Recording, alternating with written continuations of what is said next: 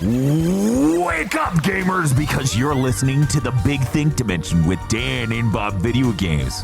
Announcing Secret Skater, Korra. Yeah, sure, why not? And Aang. Yeah, just more Nickelodeon, please. 3 more Ninja Turtles. The Nickelodeon logo on 2 legs. Is it the one that's a foot? Yes. Okay, sure. Chris Wolfhard. More like craft off. Dr. Aggro. Here on GigaBoots.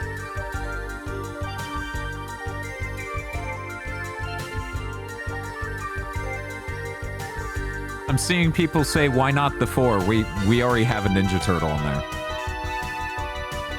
And SpongeBob. There's a SpongeBob section of A-Level. But not SpongeBob himself, is there? No. There's a SpongeBob section. Well, yeah, they're gonna do 8 or 9 season passes that are $50 each. Could you fucking imagine? Could you fucking imagine? Hey, to really get people in on that, all you need to do is like each one contains a part of the original soundtrack. Collect them all. It's like, you know, the Shikon jewel shards? Yes. That's how much of that fucking thing is the original soundtrack content, and they packed it. You know, that's how I feel getting the early edition of Tony Hawk Pro Skater 3 plus 4. That's what I wanted. And then they gave me a bunch of shit that sucks and I don't even want. Mm-hmm. So here's Doom Guy. He's big and weird and it feels weird skating as him. And here's Doom music we shoved in that doesn't fit at all. I wish you hadn't done this. Yeah, they're not even remixes. They're just literally the songs from Doom. Yeah. They shoved in some Andrew Holsholt Doom. They shoved in some Mick Jordan Doom. And they finished it. They put finishing moves in there too, didn't they? I think they did put some finishing move music in there. Wow, they shoved in some of that music they never paid him for. Yeah. Yeah. Yeah. Don't worry, I paid them for that. Yeah, I wasn't going to make Friday a Tony Hawk Pro Skater stream. I didn't want that to dominate our Friday slot, so I wanted to get it early so that way we could do a midnight stream for that then. Mm-hmm. Not have to stream that this Friday. I have a lot of thoughts, as one might imagine, on Tony Hawk Pro Skater 3 plus 4. And I will love to talk about them. But first, Bob and I have to talk about things perfectly in the order they happened, which is what we do every week here on Big Think Dimension. Yeah, every time. ActRaiser is a good game. I'm glad we streamed that to our audience. I was fucking mortified how many of them had never seen ActRaiser. Yeah, that is surprising. That's not too surprising. I think you have a weird perspective on ActRaiser. There's a reason it got a remake. Like, it's more noteworthy than I feel like you give it credit for. I feel like it's a little more noteworthy than I think it is, but it also isn't largely noteworthy. And I don't think it's been nearly as hit up by retro game YouTubers. Oh, it absolutely is. That dick is sucked dry. It's the most noteworthy quintet game. Like, so Terranigma is orders of magnitude more obscure. Right, of course. Because it didn't come out in America. That's how that works. I don't invent the YouTube retro gamer paradigm. I just explain it. Man, wouldn't it be great if Renaissance was good? That'd be pretty cool. Why did they put... ActRaiser Renaissance is a remake of ActRaiser where they went, we should add a third gameplay type. And I'm like, hello, what? You have a perfectly balanced 2 gameplay paradigm. Why would you add a third? And they're like, because tower defense. And I'm like, my God, you motherfuckers are literally like, the wheel is cool. However, what if we reinvented it? No! Don't add, like, you have added 50% more gameplay types. Now, are you so full of yourself that you believe you nailed it? Like, at a broad level, are you going to look at it and go, I'm going to invent 50% more of this game that is just as good as the first 2 parts? Hell yeah. It also is obviously, like, leading things in the direction more of the city builder aspect. Like, before it was even split between those 2 kind of things, now you have something that's a city builder, something that's like a city builder, and also these action things that happen sometimes. I don't know. It's weird. Because it doesn't even feel like the city building feels in the current one. Like in the real game. It's a really different way to go about building your fucking city. It's weird considerations. It's like if they just went insanely sim heavy with it too. They're like, well, you got to plan out the irrigation. You got to plan out the plumbing. You got to do all this. And I'm like, what do you not understand about two light gameplay types that you change between that are fun? Anyways, I have some thoughts on that remake, not the least of which is it has that Unity bug where it doesn't run right. The camera runs at a different frame rate from the game because Unity was originally an engine made to make games on the Mac, and they set it to I believe 50 hertz refresh for the camera. And so from this fountain sprung all of Unity, and all of these bad decisions are fallout from that moment. It's okay. In the latest versions of Unity, like the past, I think 1.5 years, 2 years, that problem is fixed. They're still shipping games that are old enough that they still have that problem. Right, of course. That is just a thing. So unfortunate. In 1997, EGM editors ranked ActRaiser the 75th best console video game of all time. I could see that. That's not even terrifically high for 1997. Right. If you think about it. Yeah, ActRaiser is a really great game. It's got a really great soundtrack. It could use some more songs. It could. It recycles them a bit in the action stages. And there's no song as good as the first song they use in the action stages. Sometimes you just start with your best song. Maybe you just play it again a few more times instead of No, I'm sorry. some of those songs they did repeat. No, I'm sorry. We got to go with I have some news. You don't need to do that. What? You don't like that song? It sounds all spooky. No. No, you don't? No. Oh, okay. Well, shit. Yeah, ActRaiser is really good. You know what isn't, though? Golden Axe Beast Rider. Bob. Yeah. I didn't talk to Bob about this game since we streamed it. No. Not one word was said in the week following. I had a moment the other day for, I think, half an hour. I tried to remember anything about that game that didn't sound like a derogatory archetypal stereotype of a 7th gen video game. And I couldn't. I still can't. Bob, name something that is unique to that one. It's more incomplete than even the rest of those. See, that just sounds like you're hyperbolizing and being meaner about the same stereotypes. Because, of course, 7th gen is full of games that are just super obviously not done. Mm-hmm. Super obviously not done. But yeah, other than that, it really is just insanely, like, yes, it's a dark, gritty reboot of an IP that really wasn't.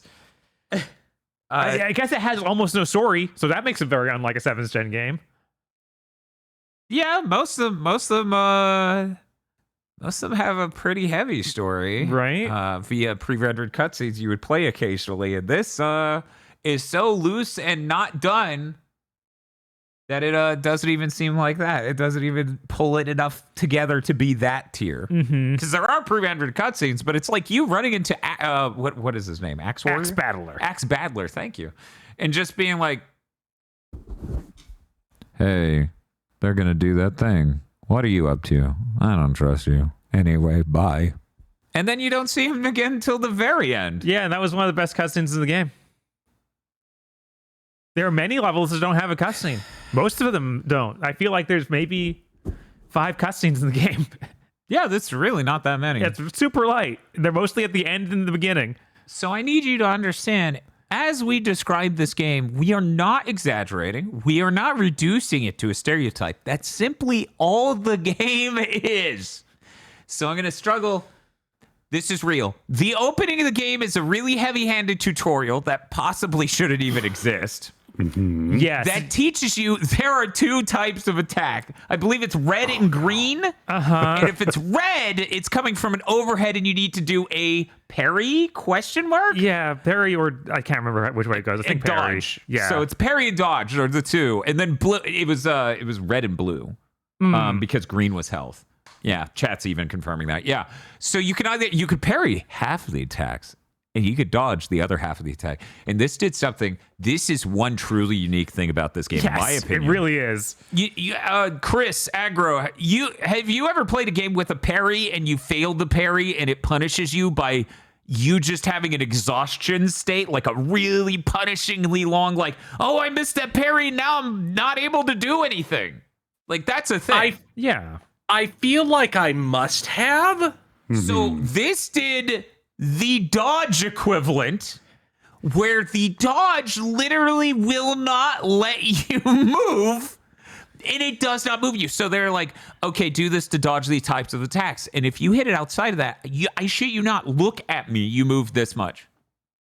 And then you're like, ooh.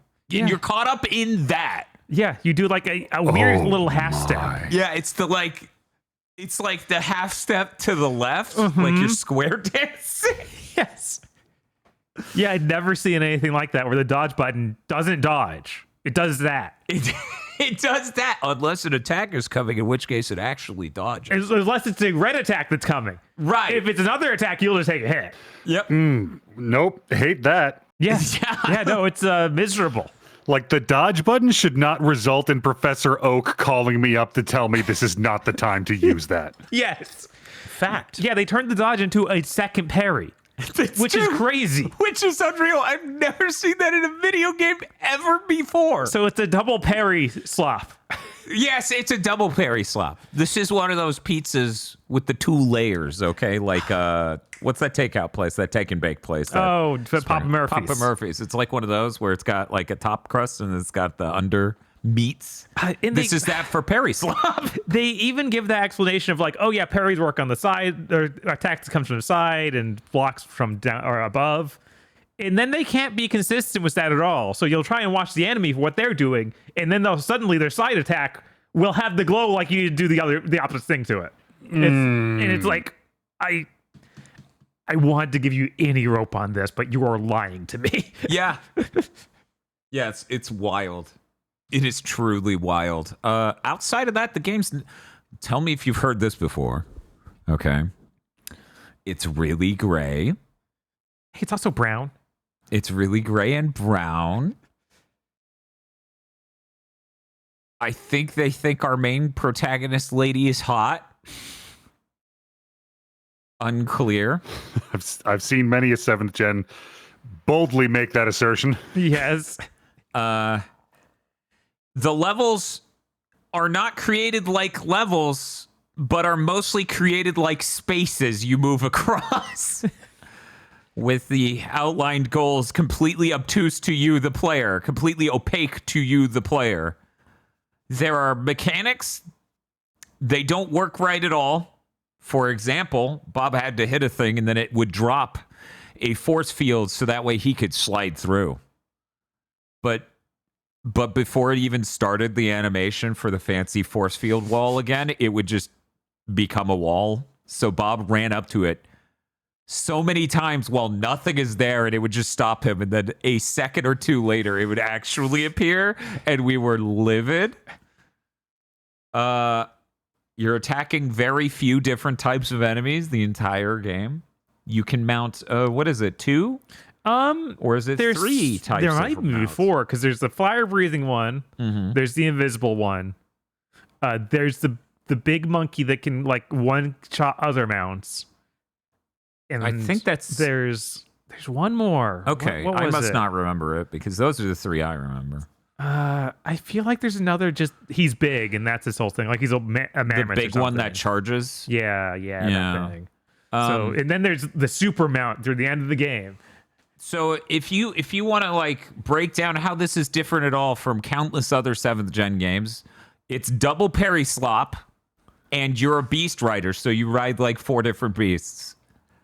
And that's it. And that game is so much longer than the How Long to Beat says because they just looked at this time on their save file. Yeah, how long? If you enter a time on How Long to Beat based on just your save file, you are a criminal. Yeah, because that doesn't ever record when you die for basically any game. Doesn't include cutscenes. Doesn't include load times. Doesn't record when you die. You're an absolute buffoon if you've ever entered that on that website, and you should be tried for your crimes. Oh my god, the live system, which is set up like Devil May Cry 1 with the yellow orbs. Uh-huh. You find the version of that for the game, but they give you like maybe 5 in the entire game, and you can't get extra. There's no currency system to use to buy more. It's just those were in those levels. Yeah. That's it. That's it. That's what you get. You can't go back into those levels and redo it to get another life. Nope. So if you use them up because you don't even know how limited it is and think, oh, well, maybe they'll give me more after I use these. And it'll be like an old school video game where you go back to the beginning of the level, but then you get to start with 3 lives again. No. Okay, so to describe it better, at the very beginning of the game, you got 2 1-ups. Now, maybe throughout the entire game, which was quite lengthy, you got 3 whole more if you found them all. Yeah. This is the impression we're left with. Now that in a standard fucking video game, you game over from running out of lives and then you can restart at the beginning of a level. That is not the case here. If you die, you can reload the most recent save, which is still you without any fucking lives. For the entire game! This game was like 8 hours or something. Yeah. It was excruciating. It was terrible. Absolutely terrible. I spent so much of that part of the stream going, this may be the worst game we've ever streamed. I have to look at this and X-Blades and sweat. Yeah, no, I'm just a guy with 2 buttons. It is between those two, basically. It's so dark. How is DMC the DMC the best Japanese company has Western company make game in their franchise? Like, how is that the one that went best? I'm sorry. I'm going to have to do it again. I know this is a point where we stand on opposite sides. I'm going to have to stand for Dead Rising 2. Because I like that much more than DMC the DMC. Yeah, okay, I almost don't want to count that. To be fair, I understand why. That isn't them changing the idea, the image, or anything else. That's They're literally just like making It's Dead also Rising it's not a again. revival. They just they built a studio to make a sequel. Mm-hmm. Mm-hmm. And then maybe the franchise fell off a cliff and was never as successful as the first one ever again. John Schwando, as always, is standing Bionic Commando 09, and now I have to make the choice between Bionic Commando 09 and DMC the DMC, and I also would probably prefer Bionic Commando 09. If On console, though? On PC. Okay. Yeah, I was like, if I skip literally every cutscene in DMC, then it probably wins out for me. Yeah, yeah, that makes sense. Oh my god. It does help But that man. Capcom was constantly like, you designed a character a certain way. The players could expect them to act a certain way. Like, they have a giant hook arm. They should probably attack with that. And then Ninja Theory's like, I just thought it looked cool.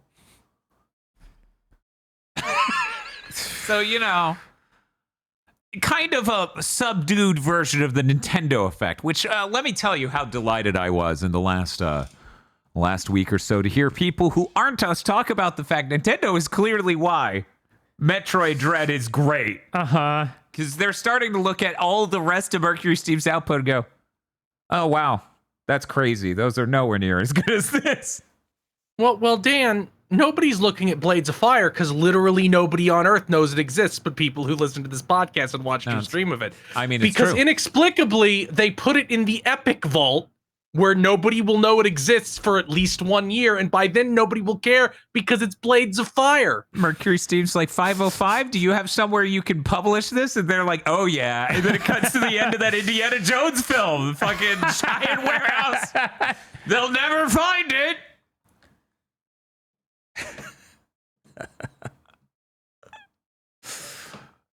Yeah, no, I sincerely cannot describe Golden Axe Beast right now in a way that doesn't sound like me describing at least 20 other games we've streamed, but hyperbolized. Right. Vampire Rain, Mind Jack, I'd rather play either of those in a heartbeat. It's not even close. Blinks 2, I'd rather play that in a heartbeat. Literally. X-Blades. X-Blades is the only game I can think of I wouldn't instantly rather play other than Yick, because it's over 20 hours long. Yeah. There has to be something else in the 7th gen action game cesspit. Underneath our stream, we have a link to every game we've beaten on stream. And so I'm going to use the power of this spreadsheet. While you do that, I want to talk about the boss fights. Sure. We get to the first one after I don't know how many hours. He's called the Firstborn. He's a big guy who does big punchy animations.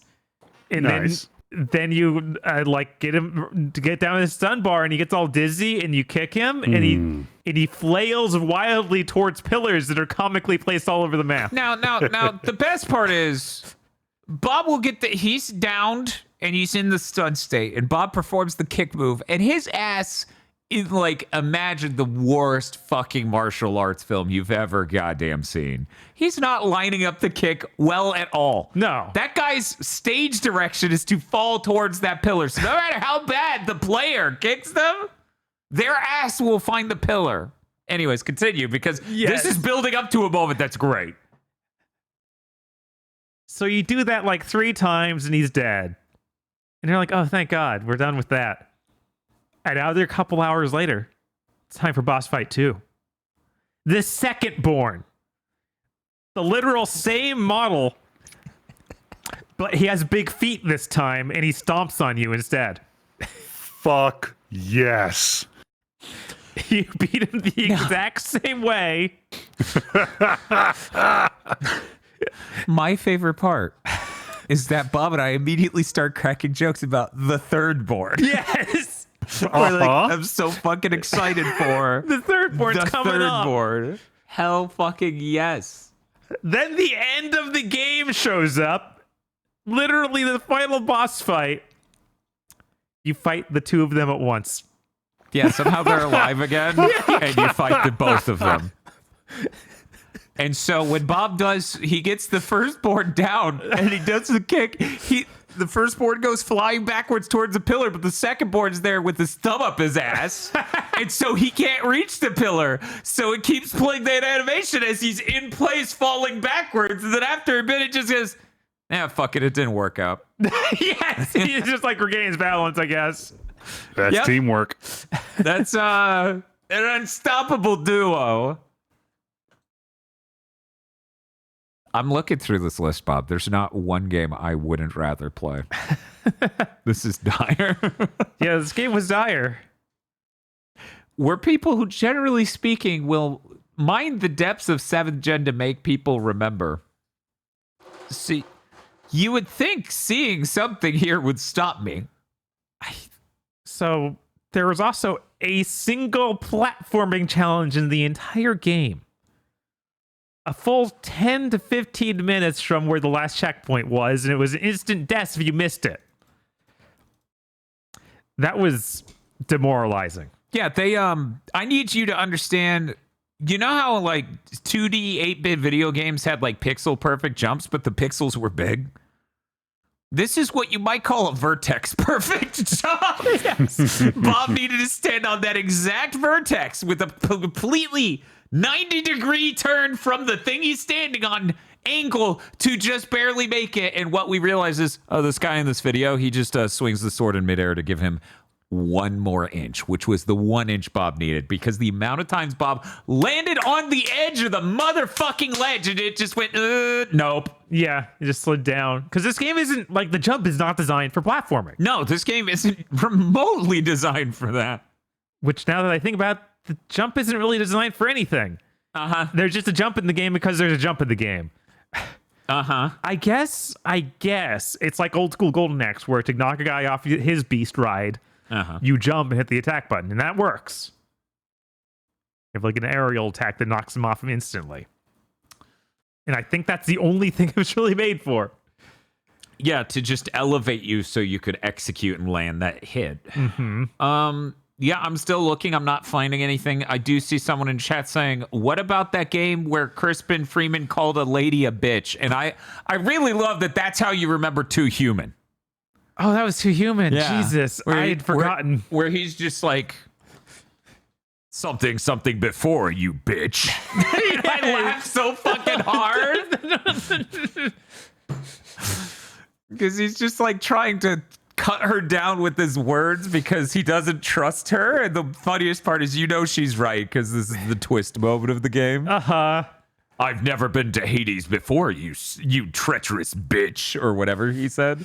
Way too fucking funny. Way too fucking funny. Yeah, I'm not saying a single game I wouldn't rather play. Maybe Siphon Filter. I didn't have a lot of fun with Siphon Filter. Siphon Filter was bad. Too Human was way too long. Too Human was way too long, and it was very grindy. People really need to understand the tier we're talking about here is Dan and Bob are walking in the garden section of a Home Depot and like, which bagged soil would you rather eat? Yes.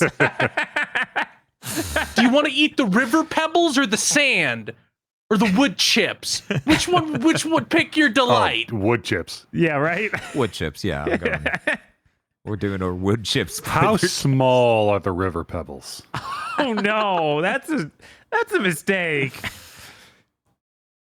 Maybe Pebbles are Yaiba? usually pretty small, so like pea-sized. Maybe I would choose Golden Axe Beast Rider over Yaiba. Yaiba was terrible. Yaiba is the same tier of game. Yaiba is reprehensible. At least it has more story happening, although all of that story is terrible. Yeah, but also, even on the difficulty we played, it was insanely punitive. Despite being a very loosely put together piece of fucking shit. Yes. That's Also, always how it fucking is with these dog shit games. Yeah. Also, It's worth like, noting, games Beck's that in that, have so. difficulty curves. So let's just make our dog shit hard. And it's like, you know what? People can kind of tolerate dog shit if it's easy. Yeah. Speaking of which, chat was bringing up the fact that a certain editor at a certain magazine was upset that anyone gave this game below a 7. He said it was irresponsible to give this game anything beneath a 7. This was a dude who gave, what was it, Sonic 06 a 95 out of 100 or some shit? Fucking insane. I like Sonic 06, but Jesus Christ. That's the sort of thing that makes you go, so you have a friend at Sega. Yeah. You have to have a friend at Sega. There's no... Then again. No, we're not talking about Yaiba. We're talking about Golden Axe Beast Rider. He was saying it was irresponsible to give Golden Axe Beast Rider below a 7. There is a huge tangent of European game journalists who were a really big fan of Sega. So maybe he was just the most incredibly diehard Sega fan. It's possible. So he didn't even need insider connections. Yeah, you never know when someone's just a shill for literally no reason. Like, they aren't getting any benefits. It's just, that's their personality. Okay, it sounds like Sonic 06 got an 85, which is still... Yeah, it's still really high that for game that. has a lot of problems. Whereas Golden Axe Beast Rider, obviously no problems. 85?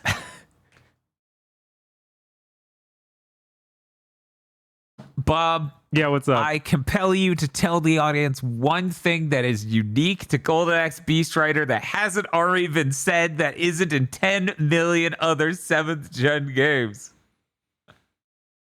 I'll bring up one thing that is super identical to another 7th gen game, and it's fucking hilarious that this exists. Hey, Aggro. Mm-hmm. You remember in Lords of Shadow when it's like the Chupacabra's like, he find me, and you run around the level and you try to find him, and he took the thing and he's like a tiny little dude. Yeah, because he was basically the treasure goblin from Golden Axe. So this literally has the treasure goblin from Golden Axe doing the thing that the treasure goblin from Golden Axe does. And since this came out slightly before Lords of Shadow by like 2 years or something, 1 or 2, I'm just like, did they see this in this game and went, oh, that's awesome, dude. Holy shit, yeah. We gotta fucking do it. Yeah, no, chat's coming in with Dave Halverson gave Sonic 06 at 9.5. Anyways. Yeah, there's not much else going on with this game. No. Like, It ends with what is a sequel tease, but feels more like, oh no, the game just ended and it was not supposed to. A little bit less sequel tease and a little bit more admission that you didn't make 2/3 of the game. Yeah. Because there's the point after you beat the final boss where you meet up with the other two Golden Axe characters, the dwarf and the axe battler, and like, okay, we're going to actually do the adventure now. Ooh. And then they cut to a picture of, like, imagine it's just backward, or like back-facing art of the main characters looking out into the distance. In the distance is a stock photo of Hawaii. Like, not in game. No. A real stock photo of Hawaii modern day. Yeah. What? That's the credits image for the game. And it really, you're exaggerating saying the main characters. Those two other people were not main characters. They were in the game, but they are iconic Golden Axe characters. Yes. And you're about to go on a great adventure with them in what is apparently just Honolulu or some shit. So is this like a wacky thing they put in the credits, or is this like tune in next time for Beastmaster Part 2? That. Yeah. The second one. Holy shit. I'm seeing chat say the Dave Halverson review of this game is really weird too. He spends paragraphs talking about how hot he thinks the girl is.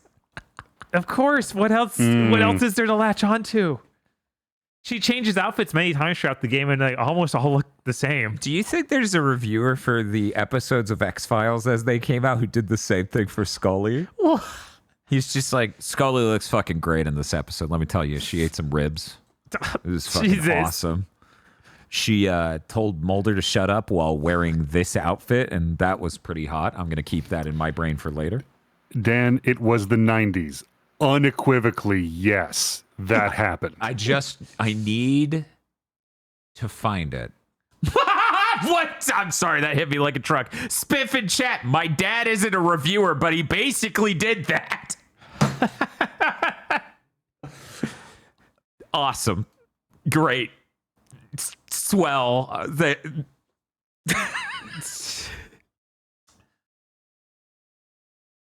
He denied aliens existed while talking to an alien, comma, pretty hot. Yeah, I wish there was more to say about Golden Axe Beast Trader other than they have the theme, because if you recall in Golden Axe, when the treasure goblins or whatever come up, the treasure gnomes come up, it plays the Yeah,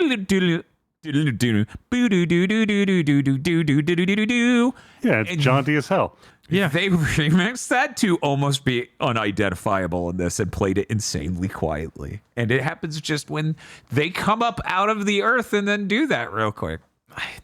Gross. I guess they have the giant turtle, you know, from Golden Axe, but he's dead. Why did you? He's just dead and hollowed out, and that's a level. It's like you missed the point.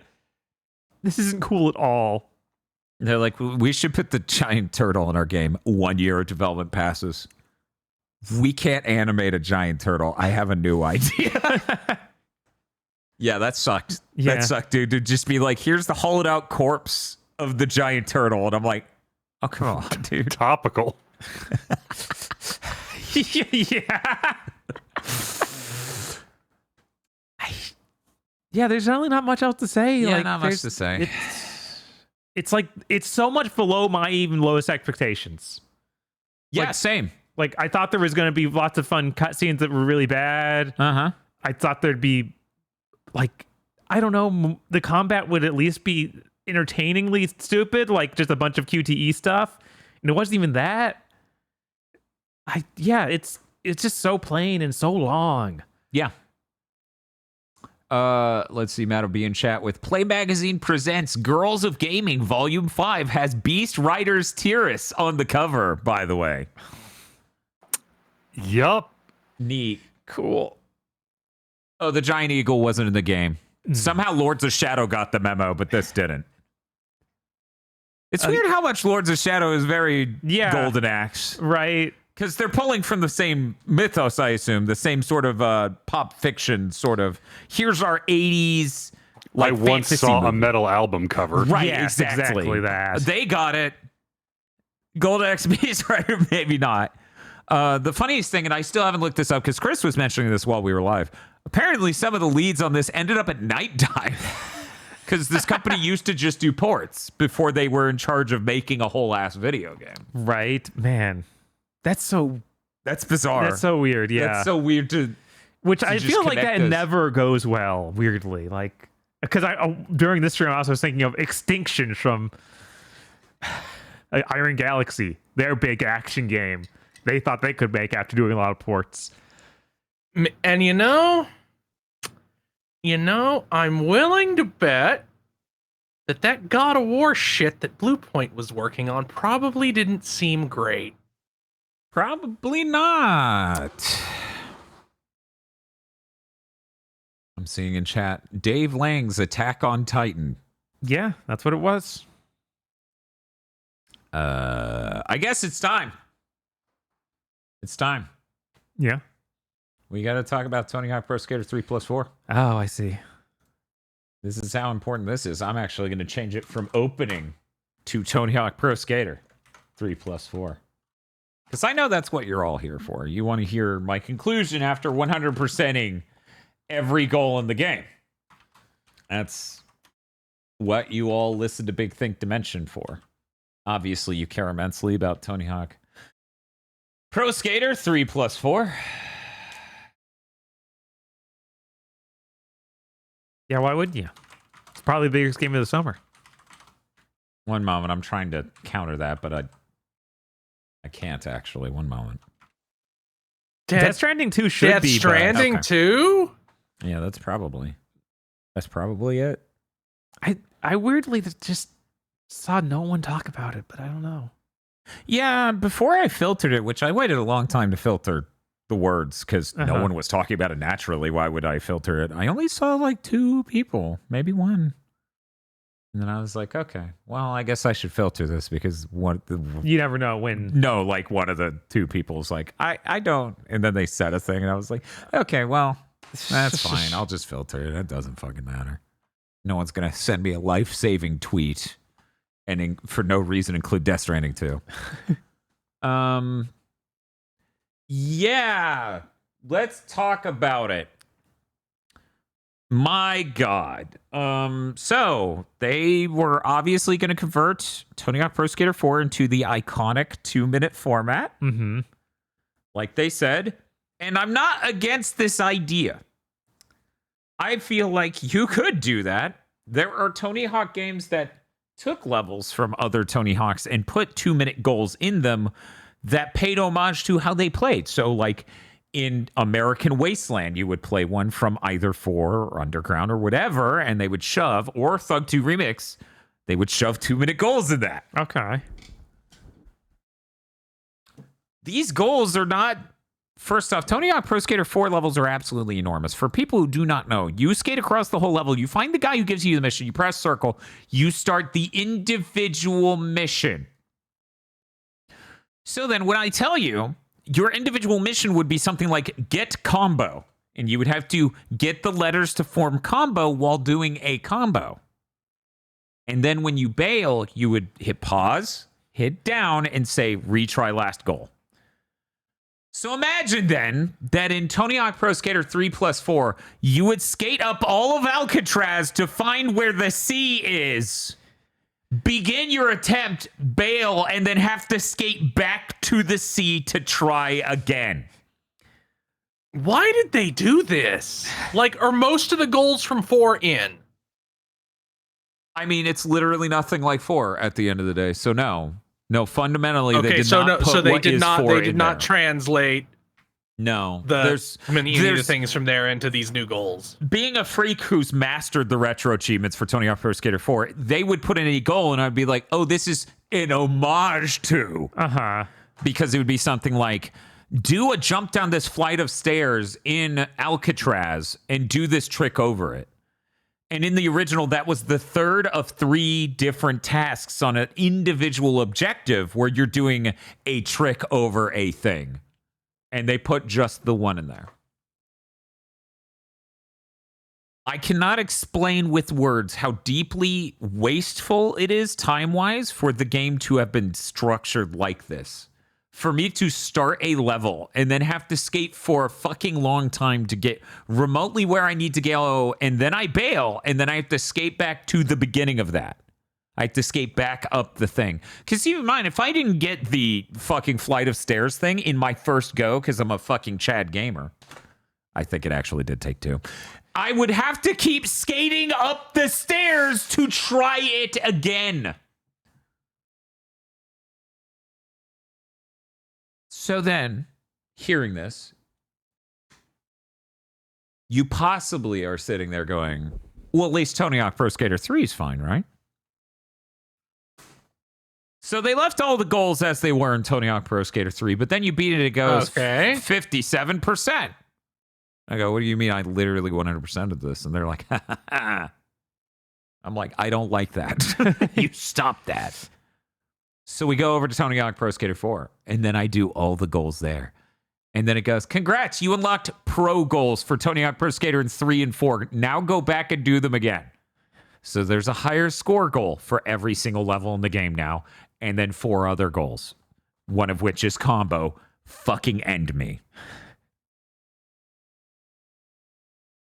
So even if I could just recommend Tony Hawk Pro Skater 3, that end of this, you have to do 4 in order to unlock the pro goals in 3. Uh-huh. That sucks shit, dude. Who the fuck signed off on that? Let me beat 3, and then check this out. Give me pro goals for 3. Yeah, I don't understand. It's like they didn't think that these were 2 separate games. They thought that they were making one game that would just happen to have the numbers 3 and 4 in it. And the paradigm only... Well, that is absolutely what they thought. The paradigm only gets weirder from here. So what I was playing was the career mode. Uh-huh. Okay? You 100% it. As in, you get all the money. You get all the Iron Galaxy logos. You get all the stat points. You beat all the goals. You do this in both games. You beat all the pro goals. And then it goes, congratulations, you unlocked solo career. So Harmony of Dissonance style, I boot up fucking Auri Nishimura or whatever her name is on the fucking solo career, and she fucking has part of the shit done because that was the part I switched to her to play as in the normal career. So now I have to go redo anything I did in the career mode that I did as anyone but her in order to get the 100% solo career mode done. Because it only has the things literally she did done. Even weirder, the stat points are maxed out on everyone now, so I will never get stat points again in this game. It has no progression like Tony Hawk Pro Skater 3 or 4 originally would have. Oh, I just want to play this new character in 3, get some stat points, do these goals, and just have a fun time and beat it real quick. No, it's gone. Fuck you. Weird. They have fucking knocked it out of the park for unbelievably fucking up the paradigm with which I engage with this content. I do not understand how they nailed this, because I could spend a week in a shed in the woods and not invent something so fucked.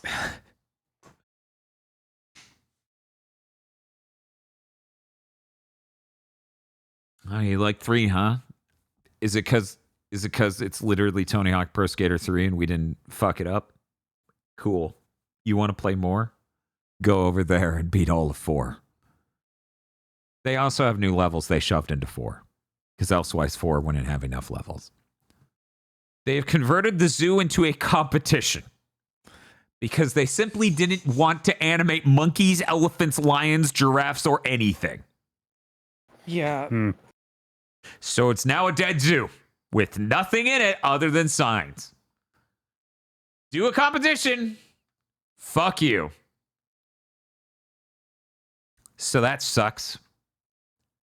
They have some new levels. They got a pinball level. That's like their equivalent of Skater Heaven, where you get your surreal level. Mm-hmm. That's neat. That's fine. They had another new level that was like Hollywood movie set. And I'm like, oh, okay, it's a competition. That's kind of depressing because that means you didn't invent new goals, and this is just another place to do a competition. Does anyone like competitions in Tony Hawk? I don't know. Like, that's always been a baffling thing. It's like, it's such a no, weird... especially not if you're any good at Tony Hawk at all, because unless you're at Project 8, where they started to become a sicko, It's like, okay, I have 800,000 points now to just stare at the fucking wall for 40 seconds. Oh, you can hit end run, which is what everyone does. You pull off one sick combo, you hit end run, you do it again, you hit end competition, and then you go, wow, what a great level. Yeah, it's always like, why isn't that just a thing you can do to any level? If you're a sicko and want to do it, it's like make real goals, and then just if you want to do a competition, that's an option. For any level, because who cares? It made sense in earlier Tony Hawk's when they were trying to figure out what the thing was. But by the time you hit 4, they know what the thing is. Fuck you, dude. Mm-hmm.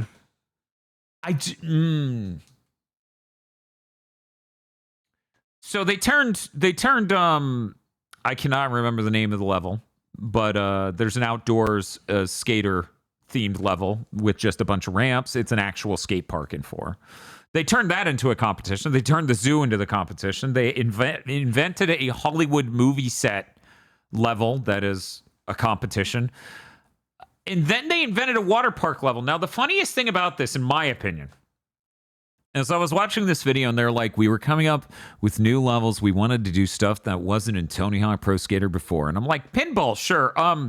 When you showed the water park, I was really convinced that was a part of Project 8. I was like, oh shit, they're taking that one part of the city, the park, and putting it in this. That's great. So it was absurdly funny when they were like, we were just doing stuff that's never been done before. I'm like, what the hell are you? No. Now, weirdly enough, and Bob, I'm sad you weren't here for this. This is mild spoilers for Tony Hawk Pro Skater 3+4, a game that technically, I believe, came out today. So apologies. I'm going to play the spoiler music. In the water park level on the pro goals is Eric Sparrow. Okay, and the goal is called Get Back at Eric Sparrow. A reminder, Auri never met Eric Sparrow. I'm not sure where they got the idea that she did. So Auri, I jump onto this bucket above his head. I grind the bucket.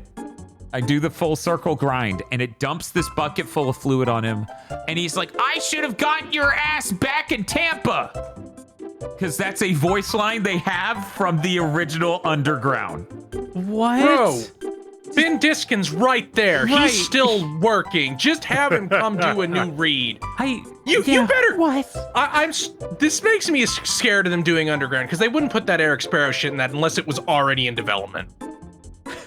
I was already kind of upset because Eric Sparrow, he should look like he's in his 40s. But see, this is Tony Hawk Pro Skater 4, so timeline-wise, this is before Underground. It is not, though. I see Tony Hawk. I see Bam. As I explained to you, only real people age in this universe, Bob. Tony Hawk has to show up when he's fucking 95 to try to hit the 900 on people who have been watching him for 40 years, all unchanging, unblinking as they watch him. So I'm gonna stop the spoilers music and just say, so that was a really bizarre moment. Yeah, I think that the game comes out tomorrow, actually. So is it really? Yeah, like that's what the physical version. So this is the first big thing to mention. I technically spoiled a thing before it's even out, right? And no one can stop me because it was a more expensive edition of a game, not a code we got from someone. There is a funny trophy you get for entering camera mode while playing as Tony Hawk, and they're like, "Hey, you look like that one guy." Is the name of the trophy? That's pretty good. He looks like Tony Hawk. What do you think he's up to nowadays? This. Yeah. I wish I were glowing about this. Tony Hawk Pro Skater 1+2 is a better game by a lot. Tony Hawk 3 is a better game. Tony Hawk Pro Skater 4 is a more substantive game. So arguably a better game. If you played this, you did not get the experience of playing Tony Hawk Pro Skater 4. Like, in the least. It is not at all the same. This is such a weird package. It is so hard to recommend to people. But as a Tony Hawk freak, it's a Tony Hawk game, and it's not terrible. It doesn't even rank that low in the grand scheme of Tony Hawk games.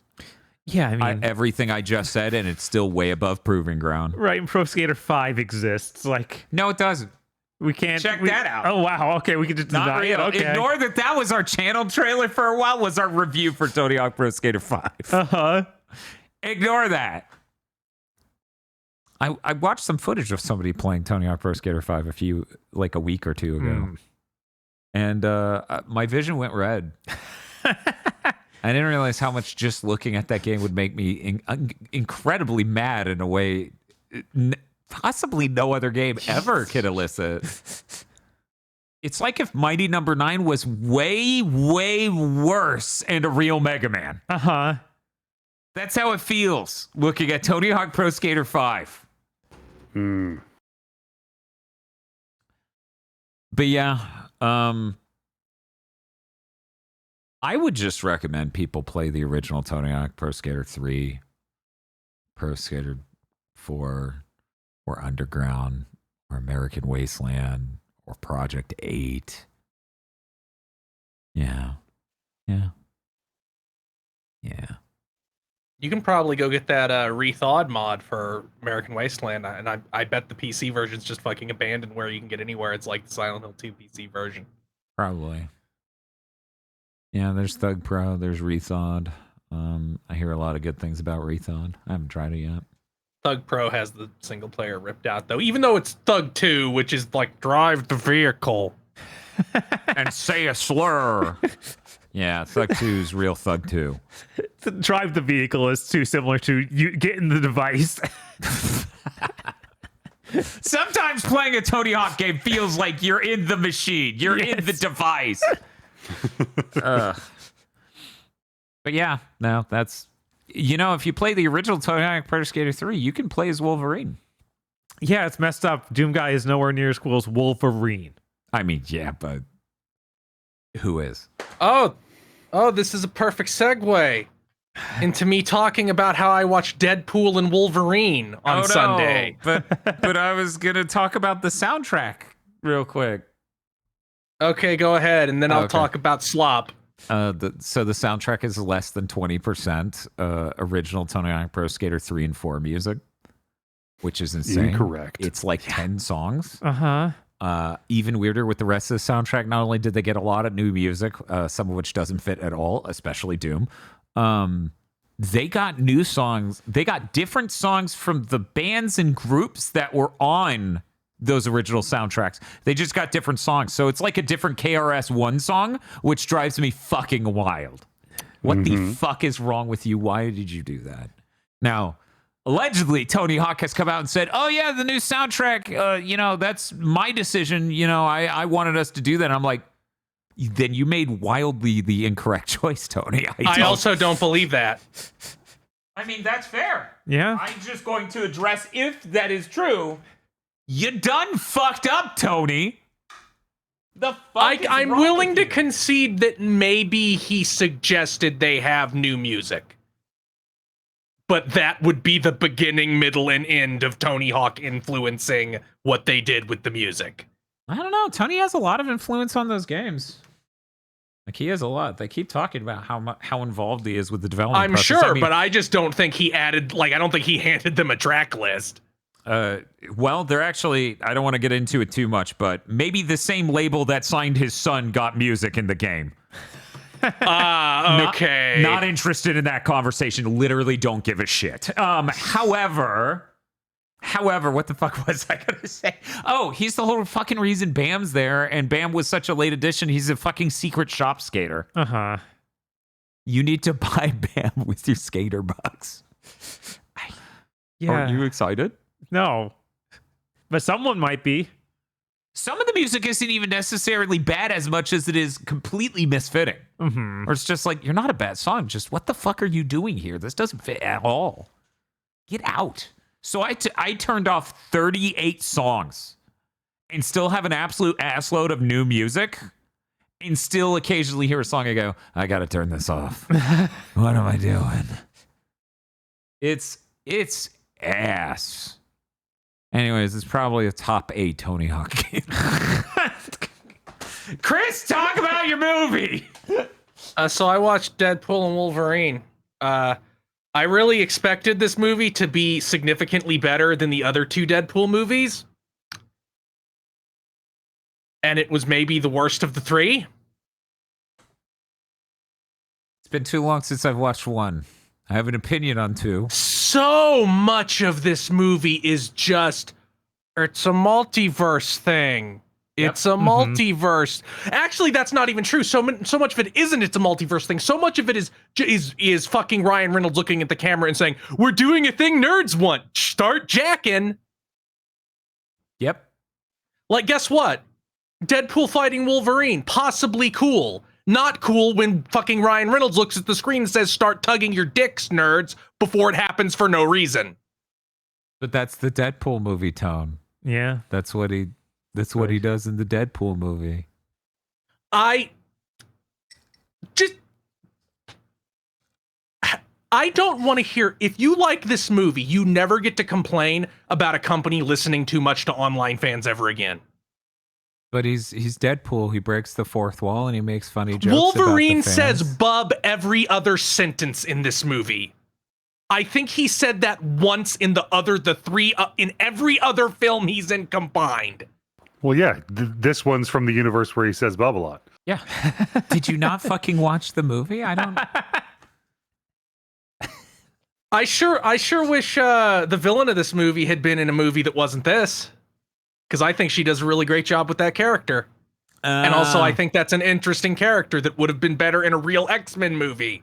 I just get depressed because every time I flash back to how this movie looks, it just looks kind of like the Marvels, like all modern MCU. That's how all green movies screen look now. CGI slop sort of runs together and kind of makes me sad and depressed. Yeah. I miss things being filmed at a place, in a room, out in the desert, maybe a set. Use the set ever, please. I also kind of expected this movie to be moving at a lot faster pace. I didn't expect so much of it to be in the wasteland. Yeah, that's fair. I think that's really fair. I don't think anyone should come out and be like, "Well, I did," because they would be insane. Right. Why would you think that? I had seen like a small hunk of Wesley Snipes in this movie. I didn't expect that to be 4 cameo characters to walk out and say, "We're now in this movie," and Wade Wilson to look at the camera and say, "We did the thing you wanted." Yeah, that's kind of isn't satisfying when. I'm sorry, you watched Fan Service the movie and you're like, it's so full of fucking I fans. didn't think that's what it would be. You walked into a fucking theater opinion. Or the internet and it said Deadpool versus Wolverine and you're like, I hope this isn't too fan service. There's fan service and then there's not even trying. Like it's literal calling for the pigs to come eat from the trough. So in the modern era, to be overtly fan service, you literally do have to go that much higher. Yeah. Yeah. Yeah. I thought biblically accurate Wolverine was a funny gag. That's the funniest joke in the movie. Shit, I can't even remember that. Can I hit this? I'm gonna hit the spoiler music. Sure. There we go. We're gonna just spoil a joke. Because Deadpool is jumping around trying to find a replacement Wolverine for his universe. And he rolls up to one, and it looks like, that's fucking Hugh Jackman. He's Wolverine. And then the camera pulls out, and he's 5'1", like actual comics Wolverine is. It's real good. Yeah. I also thought Chris Evans, like all the build up, like, oh shit, this is an alternate Captain America, and then he's the Human Torch, was also somewhat amusing. Yeah, that was hilarious. That character also provides the funniest credits gag from any of the 3 movies, where in the movie Deadpool tells the villain like a ridiculous string of profanities that the Human Torch allegedly said about her. That all sound completely ridiculous and totally made up. And then the credits scene is of them showing he did indeed say all those things. Yeah, he said this absolutely preposterous levels of incendiary thing for no reason. Yes, in a way that would just get his ass murdered. Yeah, it's great. But yeah, that's God. I'm so much. I watch so few modern Hollywood films. I'm just so disgusted. And watching this at the end of every X-Men movie, I'm like, Kevin Feige needs to be fucking sent to the Hague. His ass needs to go to the Charnel house. I'm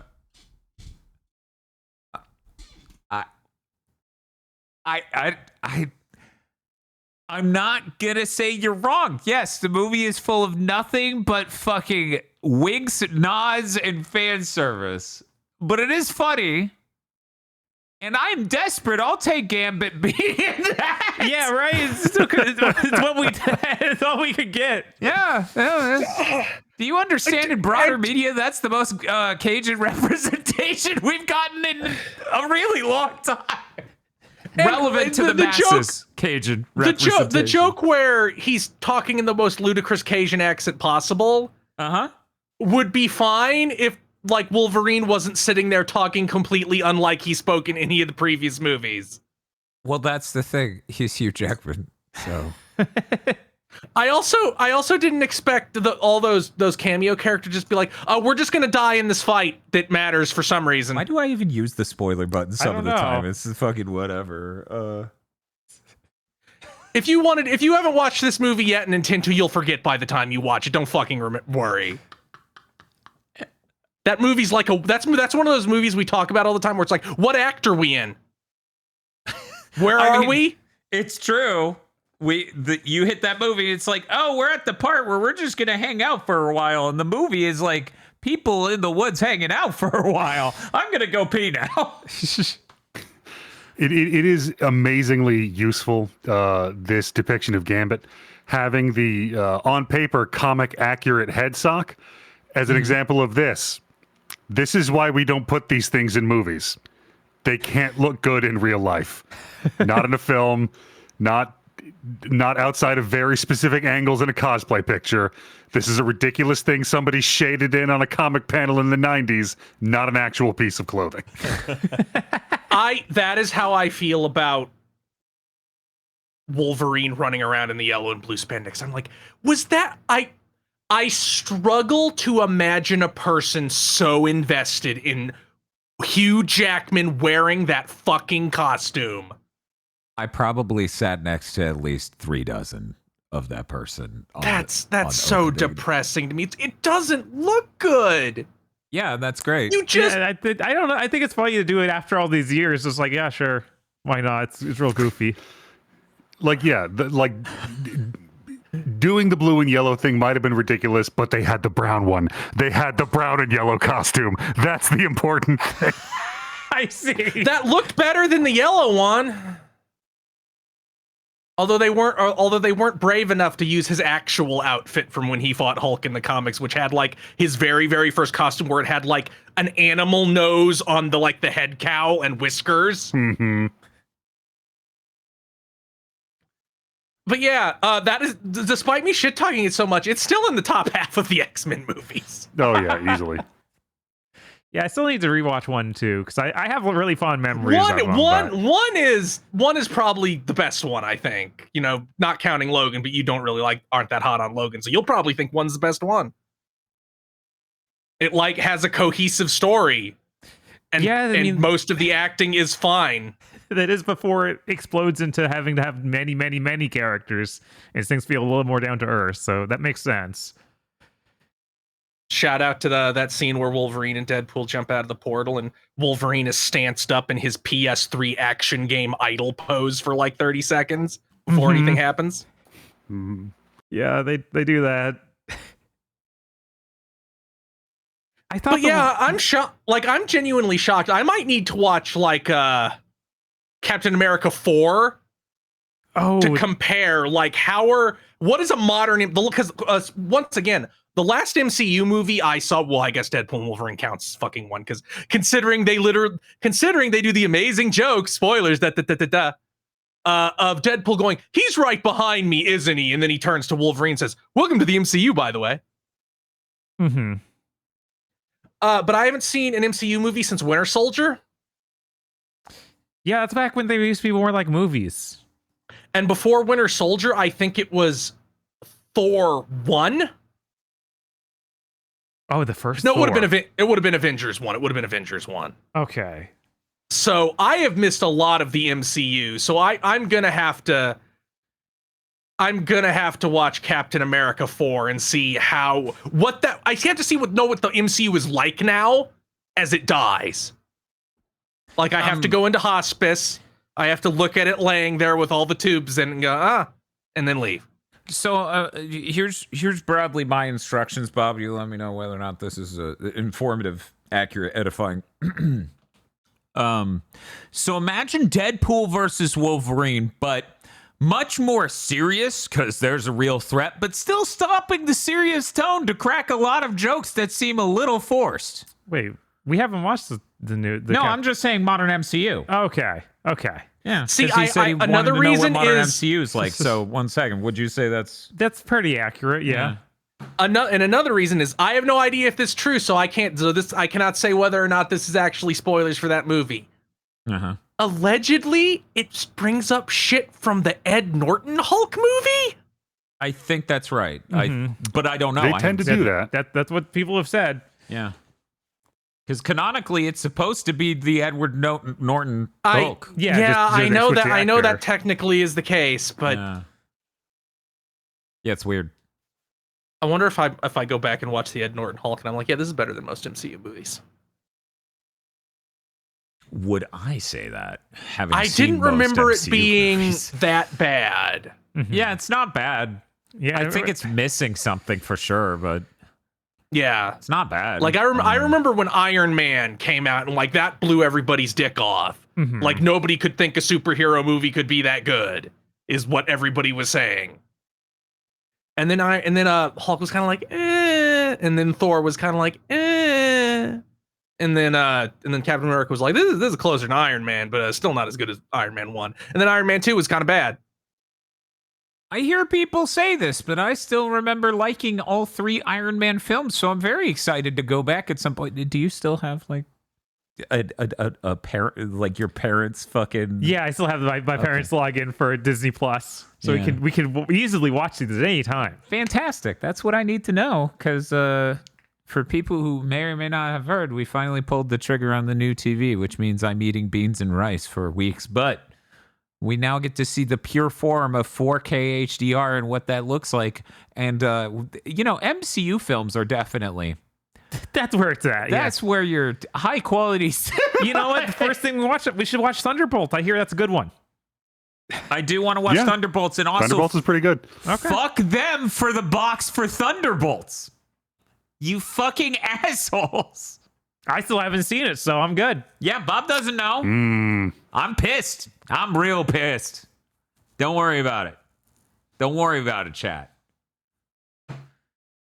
Yeah, obviously we're gonna have to watch MCU films on the nerd TV. Yeah, none of those good movies you have over there, like Tremors. RoboCop and Tremors. No. Iron Man 1 through 3. Jesus. So, Chris, any other closing comments on Deadpool versus Wolverine or anything else? No. Okay. Hey, Bob. Hey, what's up? Did you know the new soundtrack on Sonic Pro Skater 3+4 is so bad that I've seen multiple times people get asked, oh, is this streamer mode? Some of the songs on the new soundtrack is so fucking low rent and generic sounding that you would believe it. Right, like that's concerning. When you were playing through that, listening to that soundtrack, honestly, I was like, this is Microsoft. This is what they would do. Like, yeah, we're the guys who would just hire Finishing Move to have a whole Doom soundtrack. Right. We wouldn't even have a soundtrack for Forza. Like, it feels like they don't care. Which, man, it feels really fucked up that they didn't fund the proper development of a whole Forza game, and then they just shut down the fucking studio and went, oh, well, the parts that are helping Forza Horizon get made, they get to stick around. Yeah. Fuck Microsoft. Absolutely fuck Microsoft. But no, you're right. That absolutely seems like a Microsoft move. Mm-hmm. It is messed up that Microsoft and Ubisoft share this. They're like, music is unimportant to video games. I'm a soulless husk of a human being. We'll make 20 freaking GTA style games and won't put a single song in any of them. Could you imagine? They're just like, here, Microsoft buys Take-Two, ends up with the rights to fucking GTA, and goes, no, we didn't license any music. Was that important? Jesus.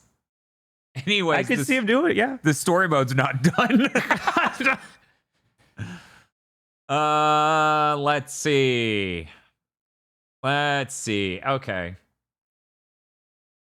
Somebody's saying they saw it Saturday. They saw Thunderbolts Saturday, and right after they got out of the screening, that's when Marvel just dropped the spoiler of what that shit was about. Fuck them. They're so fucking stupid. Whatever.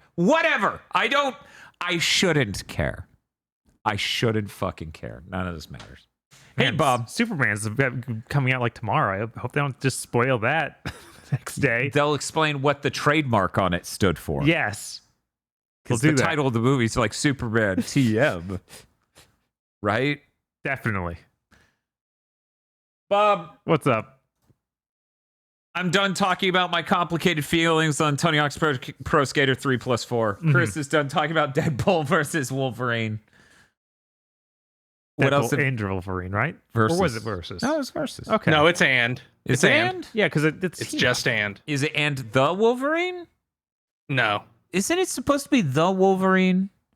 I don't know. Don't we normally Sometimes. put the article the before him? I mean, only when the movie's like really Sometimes. bad. Because I think the Wolverine is the one where he goes to Japan. Yes, that movie is dog shit. But yeah, it's just Deadpool and Wolverine. It was Deadpool 3 for a long time, and they're like, we need this movie to make some fucking money. Put Wolverine's name in the title. So, Yeah. what have you been playing? I finished Raito Remaster. That game has a lot of cool ideas, do lots of crazy things, but then they all end up boiling down to go back to the area you've already been to with a different shader on it and do like 2 more tasks there and come back. It like has no money. That sure sounds like a Shin Megami Tensei spinoff on the PS2, yeah.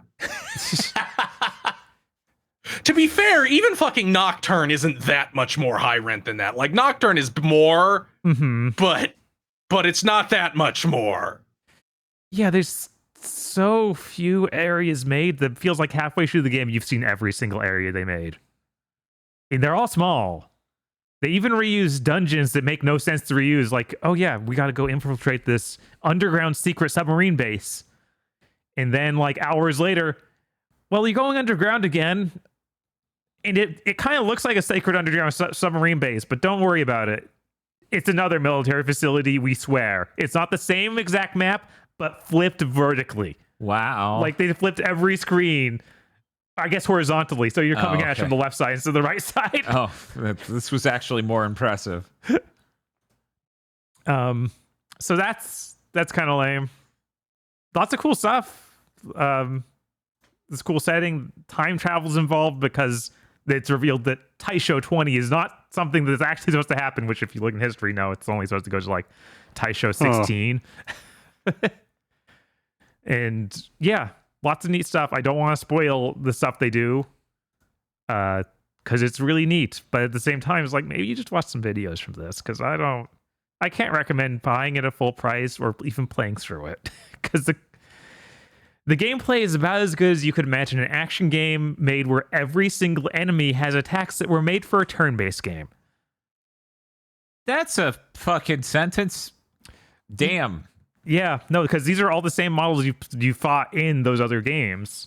And they have the attacks that were designed to just be like, yeah, they do this thing and then it's vaguely near you. Uh-huh. And that's what you now have to try and find the right time to dodge before it happens. It's like there's not really any good tells or anything. He's just gonna do that. And except for the bosses, which have moves like that, and then special moves where they do almost a shmup like bullet hell pattern where it just energy waves starts coming out from under them and you have to jump over those. I mean, that sounds like the best part of the game you've described so far. Where they make a grid of lasers. And their animation doesn't imply they would be doing this, but this is happening while they stand there, and you have to dodge it, which is funny and kind of works, but also is like, man, this game sure is made on like $20. Bob, I hate to interrupt your what you've been playing segment, but we have an important Ed Zitron tweet that just came in. Okay. This is the tweet. Scully, colon. Mulder, you sound insane. Mulder, colon. They're tall boy Diet Cokes. I've seen them with my own eyes. Okay, that's it. That's the whole tweet. All right. And someone has replied editing a Diet Coke tall boy into the I want to believe poster in the background of his office. All right. Great. That was important. They've also added some demons that were introduced much later in the franchise, like, say, in SMT5. Mm-hmm.